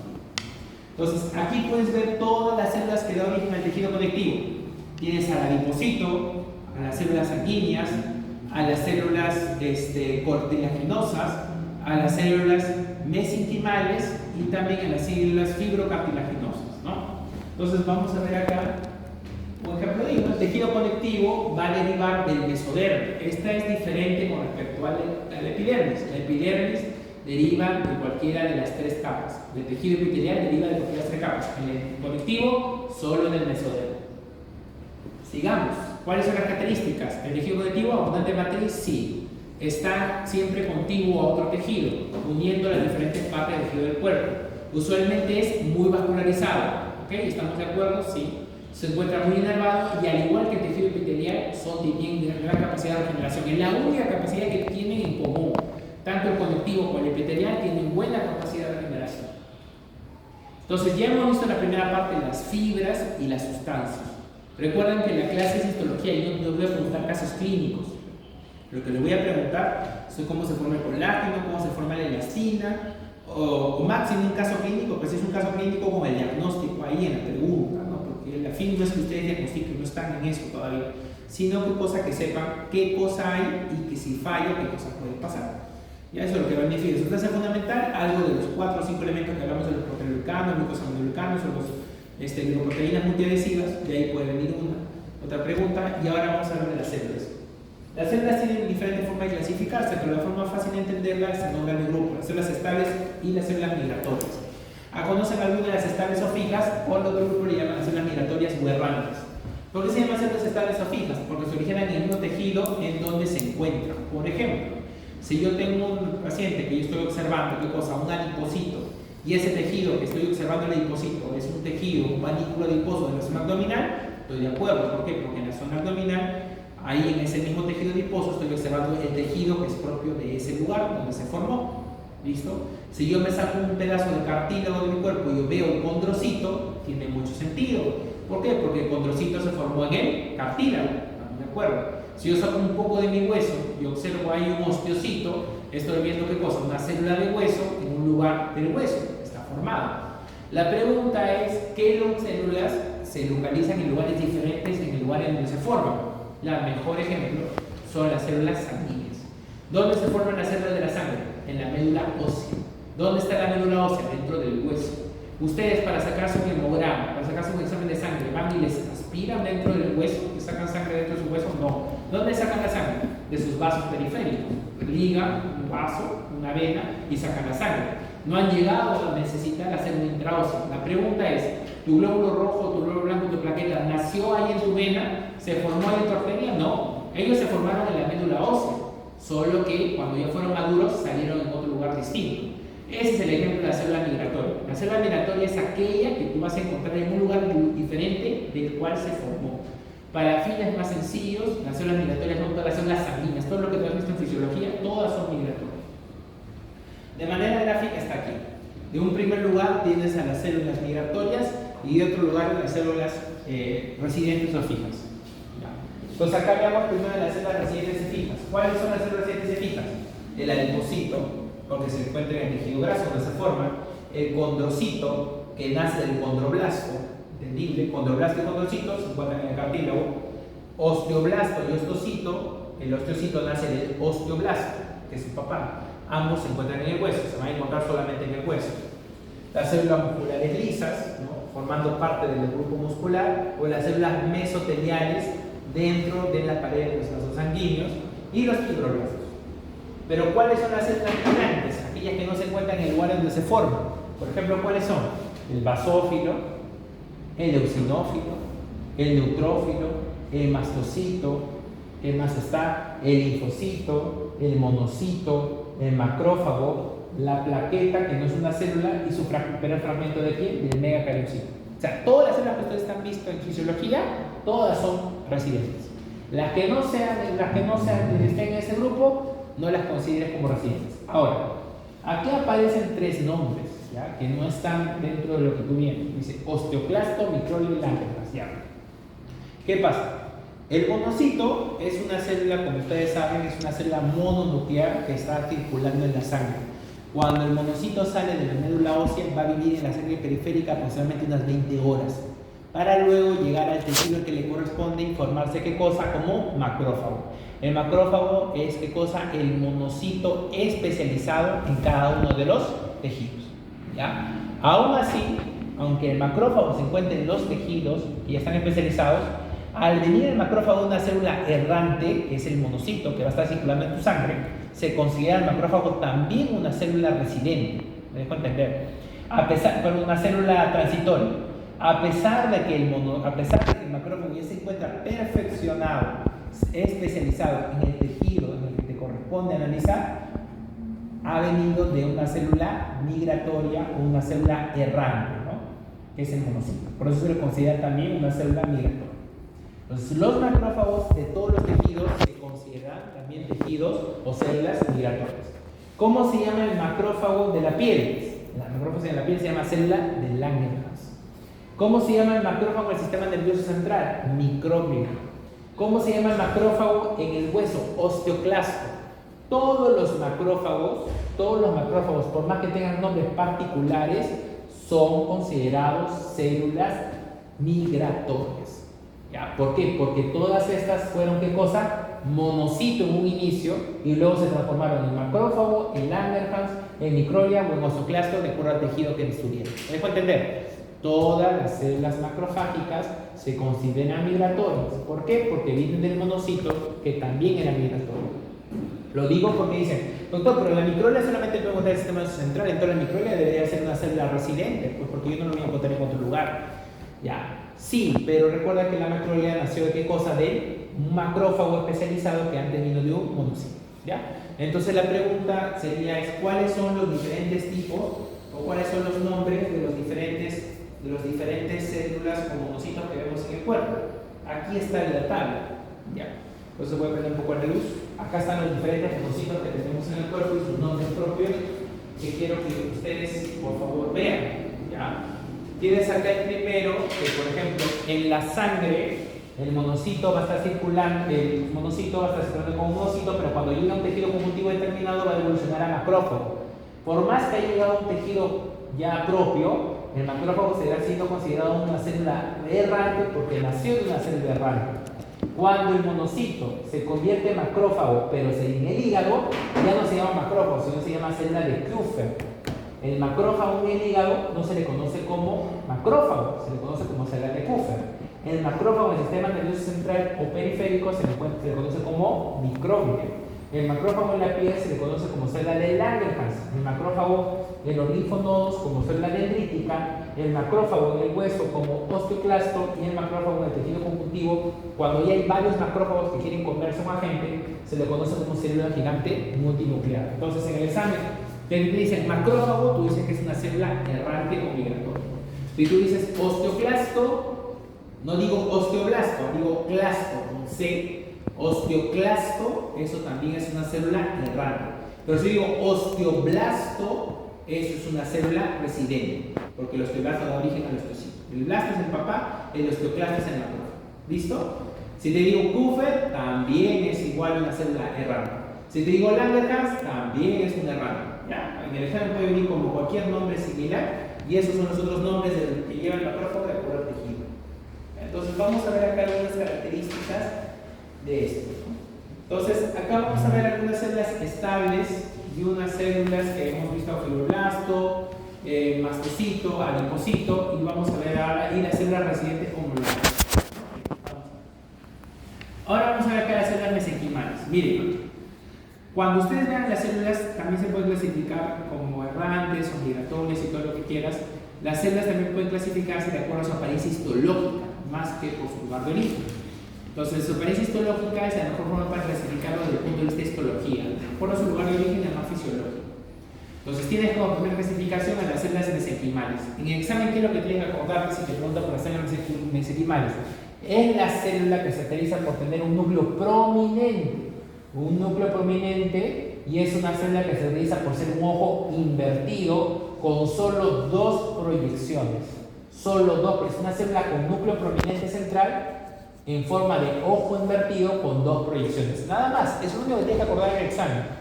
Una célula con núcleo prominente central en forma de ojo invertido con dos proyecciones. Si te dicen eso, esa es una célula mesenquimal. Si te dicen el fibroblasto, la crítica es diferente. Ya no es una célula solamente prominente, sino ¿qué cosa? Es un núcleo ovalado y tiene también nucleolo prominente. Pero la principal diferencia con la anterior es que ya no tiene la apariencia de un ojo invertido, sino tiene la apariencia, ¿qué cosa? De una apariencia irregular o de forma estrellada, en donde ya no hay solamente dos proyecciones, sino hay 1, 2, 3, 4. Es de múltiples proyecciones o múltiples prolongaciones. Entonces, compara esa célula fibroblástica, ¿ya?, con esto. Compara la primera, el primer cuadro, la célula más grande, con esta de acá, con el mesenquimal. La célula mesenquimal es una célula con núcleo prominente, ¿no?, con citoplasma, en forma de ojo invertido y solamente dos proyecciones, arriba y abajo, nada más. Pero mira, compara el fibroblasto. Es una célula con núcleo ovalado y núcleo prominente que tiene múltiples proyecciones y la forma ya no es ojo invertido, sino que cosa es de forma estrellada o de forma irregular. Aquí lo tienes más claro, ahí tienes varias proyecciones. El mesenquimal solamente tiene dos proyecciones, arriba y abajo. El fibroblasto puede encontrarse de dos formas, de forma activa o de forma inactiva. Cuando el fibroblasto es de forma activa, todavía tiene la capacidad de generar matriz.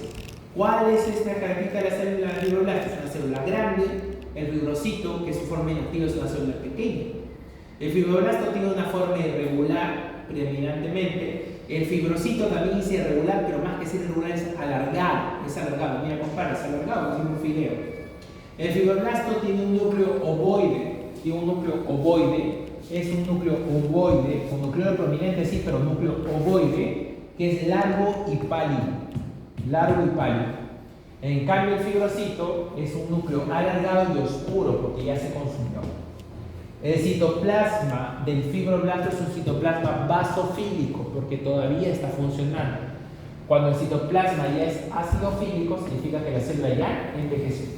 ¿Ya? Entonces, la característica del fibroblasto es que tiene múltiples proyecciones, tiene un nucleolo prominente, es irregular, a diferencia del mesenquimal, el mismo fibroblasto puede tener una forma inactiva que se llama fibrocito. El fibroblasto es una forma irregular, con núcleo ovoide largo y pálido, con núcleo prominente, citoplasma basofílico. En cambio, el fibrocito es célula alargada, con núcleo alargado y citoplasma ácido fílico. ¿Listo? Por favor, bien, hasta que tenéis esa deposición. Solo una consulta. Sí. ¿El fibrocito es célula mesenquimal? No, la célula mesenquimal no. O sea, no. Una cosa es célula mesenquimal y otra cosa es una célula fibroblásta. Entonces estaba comparando como lo primero de estas, pensé que era Sí. separado. No, primero quiero comparar la célula mesenquimal con el fibroblasto. La mesenquimal es un núcleo prominente con dos proyecciones. ¿Ya? Núcleo prominente con dos proyecciones. ¿Ya? Compara con la del fibroblasto. Es una célula con nucleolo prominente, no con núcleo prominente, sino con nucleolo prominente, que es irregular con múltiples proyecciones. Ahora, este fibroblasto, cuando se inactiva, se conoce como fibrocito. Ahora, tú me dices, doctor, ¿cuál es la diferencia entre un fibrocito y una célula mesenquimal? El fibrocito tiene un núcleo ya consumido, un núcleo alargado y oscuro, consumido.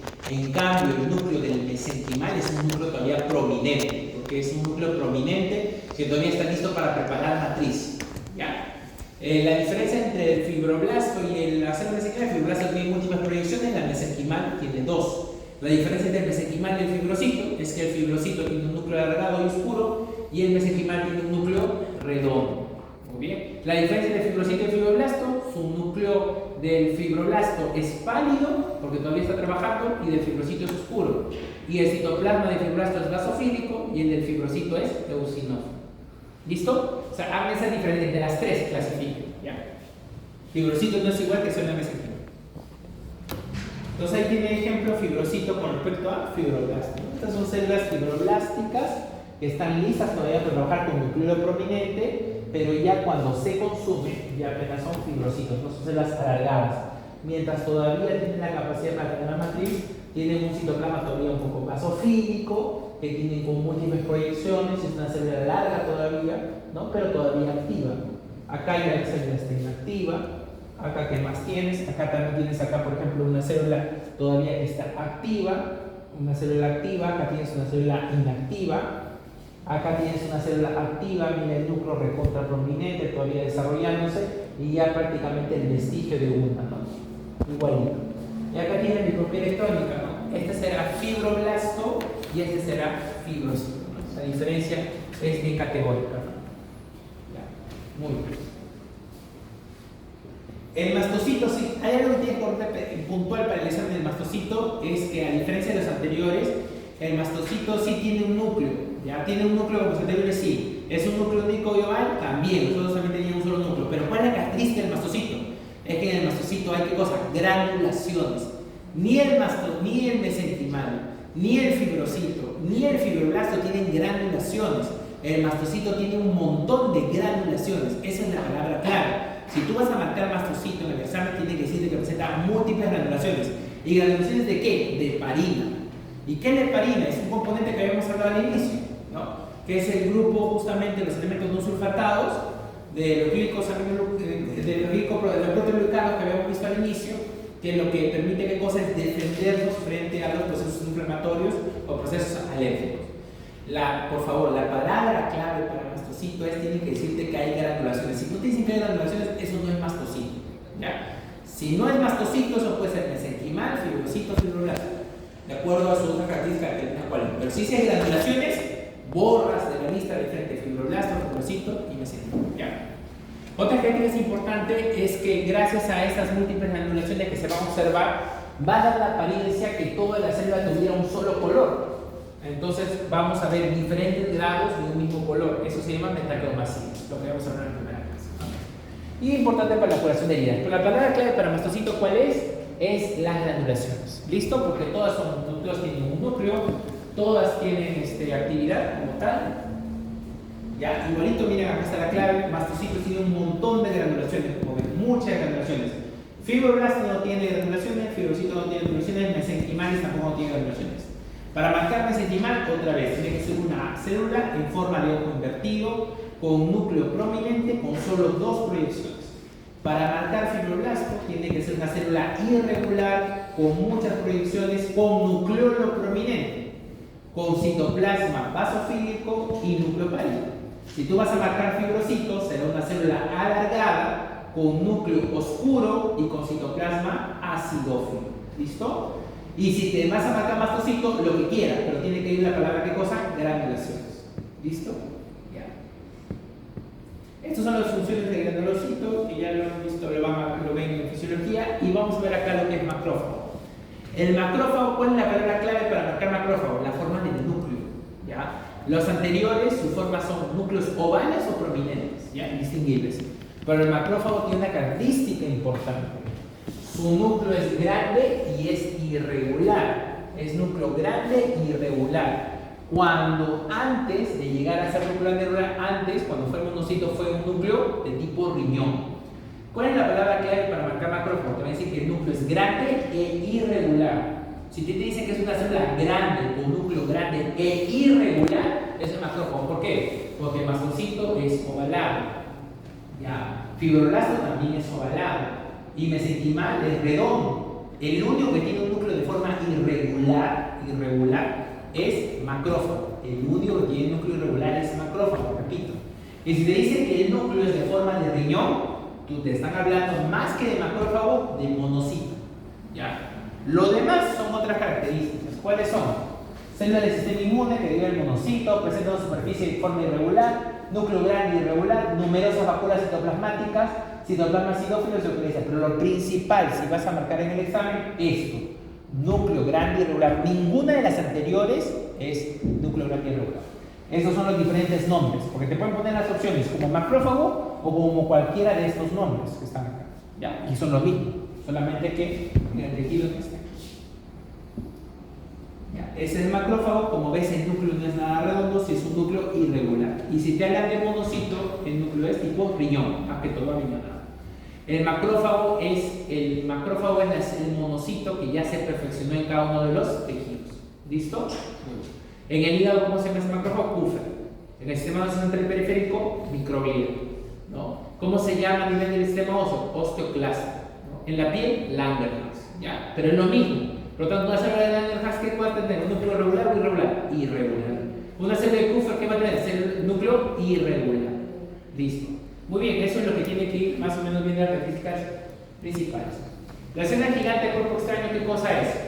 La célula gigante de cuerpo extraño es una agrupación, es una combinación. Sí, doctora. Una consulta, profesor. Dígame. El monocito no está en órganos. ¿Qué? El monocito no está en órganos. El monocito está en la sangre, dando vueltas. Y el 5 de macrófago pasa nada. Exacto. Las células gigantes a cuerpo extraño son ¿qué cosa? Es la combinación de 100 macrófagos. Cada macrófago tiene un núcleo, ya cada macrófago tiene un núcleo, pero es irregular. Cuando tenemos a veces ciertos elementos corporales, imagínense que a ustedes se les quedó una gasa dentro de una operación, ¿ya? Ese gasa dentro de tu cuerpo, el cuerpo va a tratar de hacer ¿qué cosa? Aislarlo porque lo considera un elemento extraño. Entonces, ¿qué cosa lo va a encapsular? Para encapsularlo, forma como una especie de cárcel. Para formar esa cárcel, ¿cómo se va a formar? Gracias a esa función del macrófago. Pero solo un macrófago va a poder formar la cárcel, no. Se van a venir a juntar un montón de macrófagos para formar la cárcel, para aislar ese elemento. Esa combinación de hasta 100 macrófagos, que cuando se juntan solo un elemento extraño, solo cualquier elemento que genere inflamación, se llama célula gigante de cuerpo extraño. Conclusión, entonces, ¿qué es una célula gigante de cuerpo extraño? Son 100 macrófagos rodeando una estructura o a cual elemento que genere inflamación. Así de sencillo. Entonces, ¿cuál es la apariencia? Que realmente fuera ¿qué cosa? Algo gigantesco que tiene un montón de núcleos. Pero realmente, ¿cuál es la norma? Que son 100 macrófagos que se están agrupando alrededor de él. ¿Ya? ¿Listo? Ese es el gigante de cuerpo extraño. ¿Qué es lo que te gusta de ser el gigante de cuerpo extraño? ¿Se forman a partir de 10 macrófagos? No. A partir, o se consideran como 100 macrófagos, por lo menos. ¿Ya? De 100 macrófagos, por lo menos, con punto de corte. Y segundo, ¿qué te va a preguntar? ¿Son 100 mastocitos? No. ¿Son 100 fibrocitos? Tampoco. ¿Son 100 fibroblastos? No. Son 100 macrófagos. ¿Ya? No son 100 neutrófilos, mira, son 100 macrófagos. ¿Listo? Ya, eso es lo que te va a preguntar. El otro son las células plasmáticas. ¿Cuál es el punto clave para la célula plasmática? Lo principal para la célula plasmática, recuerda que la célula plasmática es un derivado, es una célula perfeccionada que se genera, que genera el linfocito B. ¿Qué es lo que va a generar anticuerpos? El linfocito B genera anticuerpos gracias a la célula plasmática, ¿verdad? ¿Y cuál es la característica de la célula plasmática? Primero que tiene una célula ovalada, que tiene un núcleo redondo oval, que tiene una cromatina excéntrica. Pero lo más característico es esto, que la cromatina está dispuesta a manera de rayos de sol, o lo que se conoce como cromatina radial. ¿Ya? La característica que tú tienes que encontrar para marcar en tu examen, que te están hablando del plasmocito, ¿qué cosa es esto de acá? Que la cromatina está distribuida como manera de rayos de sol o cromatina radial. ¿Qué quiere decir esto? A ver, si acá agudizas un poquito la gráfica, vas a ver acá cómo la cromatina se distribuye como si estuviera, ¿qué cosa? Como si fuera una pelota de fútbol, ¿no? Como si fuera por los extremos. Esta es la presencia de la cromatina radial como forma de rayo de sol o de rueda de carga. Aquí quizás lo vamos a ver mejor. Miren. Aquí está la célula plasmática y miren, como si fueran las horas del reloj, ¿no? Las manecillas del reloj. Esto es lo que se conoce como cromatina radial. ¿Ya? Cromatina radial. La cromatina radial, la que está dentro del núcleo de la célula plasmática, es la característica fundamental de la célula plasmática. ¿Listo? Ya. Si a ti te preguntan, entonces, célula mesenquimal, ¿qué tendrían que preguntarte? Que es una célula con dos proyecciones, con núcleo prominente. Listo, en forma de ojo invertido. Si te van a marcar, te van a preguntar por fibroblasto, es una célula con múltiples proyecciones, ¿ya? Con nucleolo prominente y de forma irregular, ¿no? Con núcleo pálido, todavía, un núcleo pálido y citoplasma basofílico. Si te hablan de fibrocito, es una célula alargada, muerta, inactiva, que está formado por un núcleo alargado y oscuro y con citoplasma acidófilo. Si te hablan de mastocito, la palabra clave ¿cuál es? Granulaciones. Si te hablan de macrófago, ¿cuál es la palabra clave? Núcleo irregular. Si te hablan de célula gigante a cuerpo extraño, 100 macrófagos. Y si te hablan de plasmocito, cromatina radial. Esas son las palabras claves. Entonces en el examen dirá, la siguiente descripción de punto corresponde a una de estas, puedes marcar. Ya, de ahí viene una pregunta, ¿no? De ahí viene una pregunta. Cualquiera de esas viene. Vamos a ir con la segunda parte, que es la distribución de las funciones del tejido conectivo. La función del tejido conectivo puede ser mecánica, metabólica, defensa y protección. Es mecánica porque forma parte de la estructura de sostén, relleno y unión de tejidos. Resistencia a la tracción gracias a la función del mismo colágeno. Es metabólica porque gracias a la sustancia fundamental hay intercambio de nutrientes y desechos. Tiene defensa porque todas las células que hemos visto hace un rato, como los linfocitos, los plasmocitos, los mastocitos, participan en la defensa de nuestro cuerpo, los macrófagos. Y genera protección porque el tejido conectivo también forma ¿qué cosa? Osteocitos y condrocitos, formando huesos y cartílagos. La mecánica de los tejidos está ahí, mantiene unidos los tejidos formando estroma en diferentes órganos, envolviendo el tejido muscular en algunas estructuras, favorece la mecánica, la resistencia a la tracción gracias a sus fibras, permite la protección y soporte del organismo formando estructuras óseas o también sus elementos compactos como los huesos o placas. Participa en la formación de defensas con la formación de linfocitos o macrófagos ante cuerpos extraños. Y a nivel metabólica y como reserva energética, porque recuerda que también el tejido conectivo está en el tejido adiposo. Y cuando no tenemos que comer, el cuerpo se alimenta de nuestras reservas. Uno de los alimentos de reserva es el tejido graso que tenemos en su cuerpo. También hay otras funciones como de maduración, tisular, diferenciación y maduración, que se va a ver gracias a la parte de la sustancia fundamental que tiene en el cuerpo, ¿no? Que gracias a esto se va a producir ¿qué cosa? El desarrollo o la diferenciación de las células sanguíneas. Usted ya lo ha visto en fisiología, ¿no? Una célula madre hematopoyética, un stem cell, decide ser ¿qué cosa? Linfocito o sigue siendo mielocito, de acuerdo a los factores de diferenciación que se van a expresar. Las variaciones entre cantidades relativas de diferentes macromoléculas y presentes van a permitir que las diferentes matrices se desarrollen con los tejidos que estamos estudiando, así que cada matriz se desarrolla por el tejido que pintamos. La clasificación del tejido conectivo puede ser tejido conectivo embrionario, propiamente dicho, o tejido conectivo especializado. El tejido conectivo especializado puede ser sanguíneo, eso lo vamos a ver en la clase 6, no lo vamos a ver ahora, tranquilos. Tejido óseo no lo vemos en teoría, lo vamos a ver solamente en práctica. Tejido cartilaginoso solamente lo vamos a ver en práctica, no lo vamos a ver en teoría. Tejido adiposo lo vamos a ver hoy día, que solamente son 3 diapos. Y las otras dos columnas, la otra columna sí. El tejido conectivo embrionario que se puede encontrar como parte del mesenquimatoso, que es solamente en el embrión, y el tejido conectivo mucoso, que puede estar formando parte de la vida inclusive postnatal. Y el tejido conectivo propiamente dicho, que de acuerdo a su distribución de fibras puede ser laxo, denso, elástico o reticuloso. Veamos algunas características. El tejido conectivo mesenquimatoso embrionario, ¿por qué se llama mesenquimatoso? Porque tiene células, ¿qué cosa? Mesenquimales, así de sencillo. ¿Y qué es una célula mesenquimal? Es una célula de forma de ojo invertido que tiene un núcleo permitente con dos proyecciones. Se acabó. ¿En dónde vas a encontrar esto? En el embrión. Si sabes lo primero, sabes esto.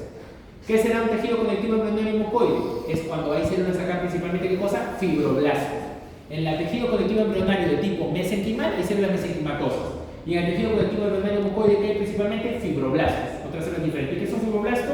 Es una célula con múltiples proyecciones, irregular, con nucleolo prominente, ¿no? Que ya habíamos visto con citoplasma basofílico, y cuando ya se inactiva se vuelve fibrocito.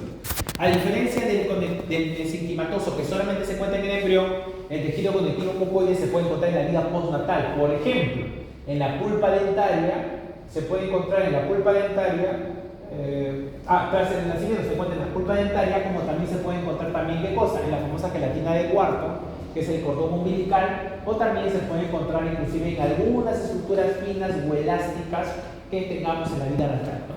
Entonces, el tejido conectivo embrionario mucoide se puede encontrar en la vida postnatal. Clásico, como te dicen, en la gelatina de cuarto, pulpa dentaria. El tejido conectivo mesenquimal es el que tiene células mesenquimales, solamente en el embrión. El tejido conectivo mucoide es el que se puede encontrar que tiene células, ¿qué cosa? Fibroblastos. Mesenquimal, mesénquimos, ¿no? O sea, el tejido células mesenquimales y el tejido mesenquimal. Tejido conectivo embrionario mucoide, fibroblasto. ¿Dejo entender? En fibroblasto vas a encontrar ahí donde, en pulpa dentaria, en gelatina de Wharton, en cordón umbilical, unas estructuras finas enfermales. Ahora, el areolar, o propiamente dicho areolar o laxo, se llama areolar o laxo, ¿por qué? Porque tiene, si bien cierto que cosa, tiene fibras de colágeno, pero esas fibras de colágeno, ¿qué cosas son? Laxas. No significa que acá no hay colágeno tipo 4. Si hay colágeno tipo 4, hay otros colágenos, pero los colágenos o las fibras laxas ganan en cantidad. Ya, ganan en cantidad. Aquí hay fibras de colágeno, hay fibras de elastina, hay fibras reticulares, colágeno tipo 4, tipo 3, elásticas en general. Pero lo importante de esto es que está agrupado o está localizado principalmente ¿dónde? En los vasos sanguíneos. El tejido conectivo areolar está ubicado principalmente en los vasos sanguíneos, en los vasos linfáticos, ¿ya? En los vasos de distribución. Y casi está en todos los órganos. Estas son las fibras de colágeno que se pueden observar en un primer lado, que como se observa son fibras gruesas, muy gruesas, muy gruesas. Acá puedes encontrar algunas fibras reticulares más delgadas, y en otros lugares vas a encontrar las fibras elásticas, ¿no? Por ejemplo, estas que casi no se ven son tendes, ¿no? Esta es una fibra reticular, ¿no? Esta es una fibra colágenosa. Cuando tú tengas en la mezcla de un tejido que tiene tantas fibras reticulares como fibras de colágeno tipo 4, fibras elásticas y fibras en general, puedes decir que es un tejido conectivo laxo, laxo. El tejido conectivo propiamente dicho es donde está rico, principalmente no tiene mucho elástico, no hay sustancias elásticas, no hay reticulares, principalmente todo es colágeno puro y duro, o sea, puro colágeno 4, colágeno 1 principalmente, ¿ya? Entonces en el colágeno areolar laxo hay 1, hay 3, hay 4, hay elastina, en general, puedes encontrar de todo un poco, pero en el denso encuentras solamente tejido puro y duro, o sea, colágeno tipo 1 o tipo 4. Por lo tanto, se encuentra principalmente en los lugares donde hay mucha tracción o donde hay mucha fuerza, y puede clasificarse en denso regular o irregular. Este es el regular, como ves, la distribución de las fibras son de forma paralelas, está ordenado. Ahora compara con el que sigue, miren el regular. Las fibras son de manera desorganizada. Denso regular, las fibras discurren en el mismo plano y en la misma dirección, ordenaditas las fibras, ¿ves? Irregular, las fibras discurren en diferentes direcciones. El denso regular, gracias a que es regular y está en una misma dirección, puede soportar grandes tracciones en el mismo plano de dirección de las fibras sin alargarse. El tejido conectivo denso regular, en diferencia, como tiene diferentes direcciones de sus fibras, puede resistir tracciones, pero en diferentes direcciones, ¿ya? Como está distribuido sus fibras por todos lados, en diferentes direcciones, puede resistir las tracciones por diferentes zonas.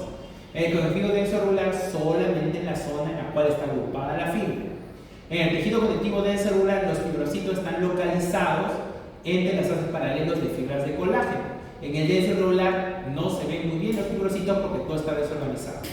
El tejido conectivo denso regular, que soporta tracciones en una sola dirección, se encuentra principalmente en tendones y ligamentos elásticos. En cambio, el denso irregular se encuentra en la piel principalmente.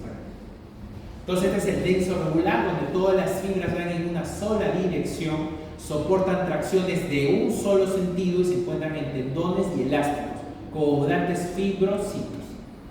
El tejido conectivo denso irregular, fibras en diferentes direcciones, ¿ya?, que por lo tanto soportan tracciones en diferentes sentidos, con escasos fibrocitos, y se encuentra principalmente ¿dónde? Se encuentra principalmente en la piel. Se encuentra en la piel. Se encuentra en la piel. Tenemos el otro que es el tejido fibrocolagenoso, que es un tejido que está compuesto por colágeno, fibras elásticas y fibras reticulares, ¿ya? Y es otra forma de cuál se puede clasificar el tejido conectivo laxo o denso también, en el cual abunda una fibra más que la otra, ¿no? O bien puede calificarse como laxo y densos, o también fibrocolagenoso, ¿no? Conclusión puede agruparse en este término. Acá están los tejidos fibrocolagenosos, donde se puede distinguir la presencia de la elastina, donde se ve la zona de la letra la E más tenue, y las zonas de la C con fibras mucho más gruesas que es el colágeno. El tejido conectivo elástico es un tejido en donde solamente hay elastina. Esto principalmente ¿dónde? En los grandes vasos sanguíneos. Cuando el tejido conectivo elástico está fallando o la elastina falla, tenemos síndrome de Marfan. Entonces acá el tejido conectivo elástico se puede observar prácticamente en las fibras que están señaladas, que son fibras tenues, ¿ya? Y en el otro lado podemos ver cómo acompaña a nivel de la capa o de la lámina basal de la zona del epitelio vascular, ¿no?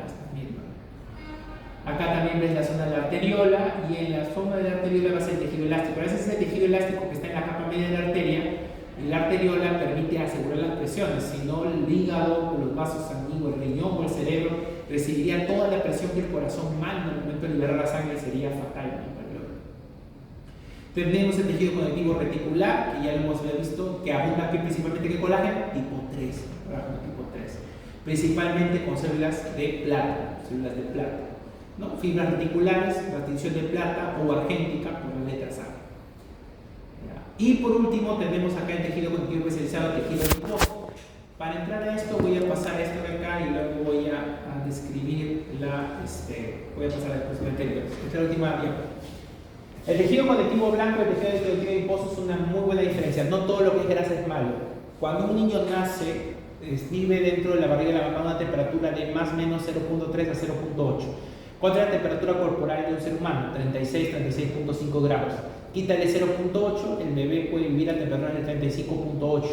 Pero cuando sale el bebé, va a enfrentar ¿qué cosa? Un medio ambiente. ¿Cuál es la temperatura en Lima? 20 grados, 19 grados, en zonas de frío, en zonas de calor. Eso puede generar una gran alteración para el medio. Pasando de un medio a otro es traumático. Entonces el bebé, ¿qué cosa tiene que hacer para tratar de sobrevivir a eso? Generar calor. Entonces, ¿de dónde va a generar calor? Hace lo que hacen los animales. Los animales, para sobrevivir a largos periodos de invierno, ¿qué hacen? Comen y hibernan. ¿Y de dónde se alimentan? De su tejido graso. Los bebés cuando nacen se alimentan de su tejido graso para producir calor. Por lo tanto, ese tejido graso que tiene el bebé es diferente al tejido graso que tiene el adulto, sí. El tejido que tiene el adulto, que tenemos nosotros principalmente, que es un tejido producto de nuestro metabolismo, nuestra disposición de vida, ingesta de alimentos, es un tejido conectivo adiposo blanco, amarillento, malo, con poca sustancia vascular, con poco citocromo, con poca capacidad de producir energía. En cambio, el tejido adiposo pardo, que es el que nace el bebé, es un tejido que tiene gran cantidad de mitocondrias, tiene gran cantidad de citocromos, es muy vascularizado y produce gran cantidad de energía. ¿Listo? Entonces, el tejido conectivo adiposo blanco es el que tenemos todos nosotros, el que tenemos, socialmente consideramos a la grasa, ¿no? Está ubicado a nivel de la zona subcutánea, en la glándula mamaria, en el espacio retroperitoneal, en el pericardio, en la cavidad glandular ósea. Y el tejido adiposo pardo, principalmente ¿dónde? En el neonato, el recién nacido. ¿Ya? En los adultos también se puede encontrar, pero de una forma muy escasa, recto peritoneal, cervical profunda, intestino, otras cosas. La función del tejido adiposo blanco en nosotros, cuando nosotros nos alimentamos y generamos grasa, ¿cuál es esa función? Principalmente tener un lugar de almacenamiento de energía para amortiguar golpes a través de la grasa en un panículo adiposo que te protege de los golpes, aislamiento térmico, producción de hormonas, porque recuerda que las hormonas esteroideas nacen de la grasa y fuente de agua metabólica. En cambio, el bebé, ¿para qué usa su tejido graso? Para producir calor, para enfrentarse a ese medio frío. Eso se llama termogénesis.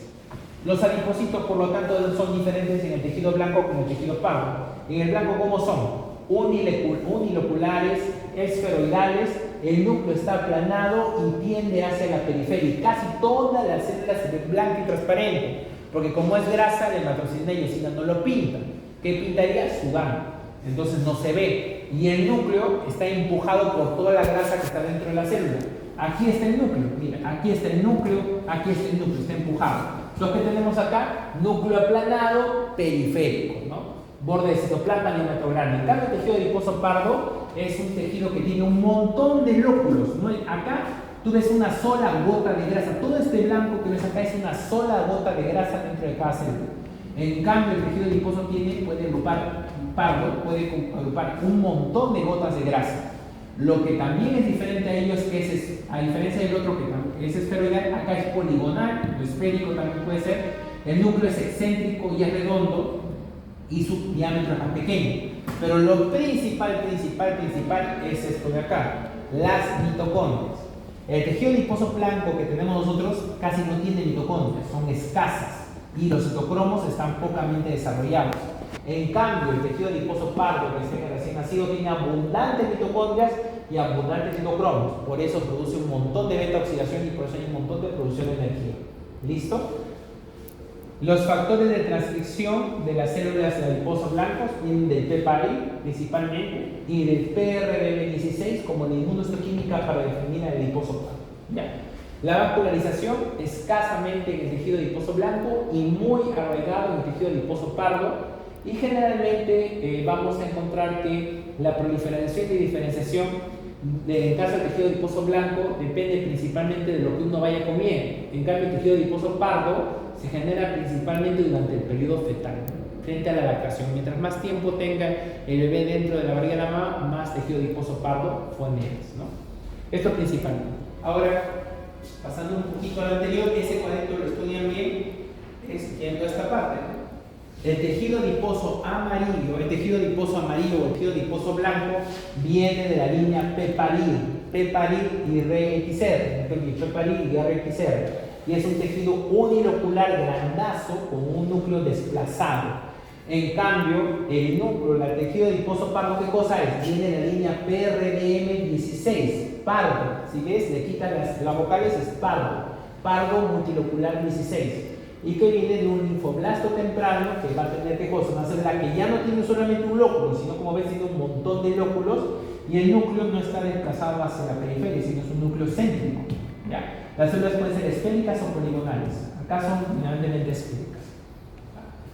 Este es el origen, el PPARI y el PAR, los lugares de la grasa blanca, que es donde la que contenemos todos nosotros en nuestro cuerpo, subcutáneo, abdominal, inguinal, pericardial, y la grasa parda que tienen los bebés, que son la zona de flexura, ¿no? En el cuellito, en las axilas, en la zona paraventral, ahí vas a encontrar la grasa del bebé. El tejido adiposo unilocular, que es un tejido también llamado grasa amarilla o grasa blanca, el color depende de la alimentación.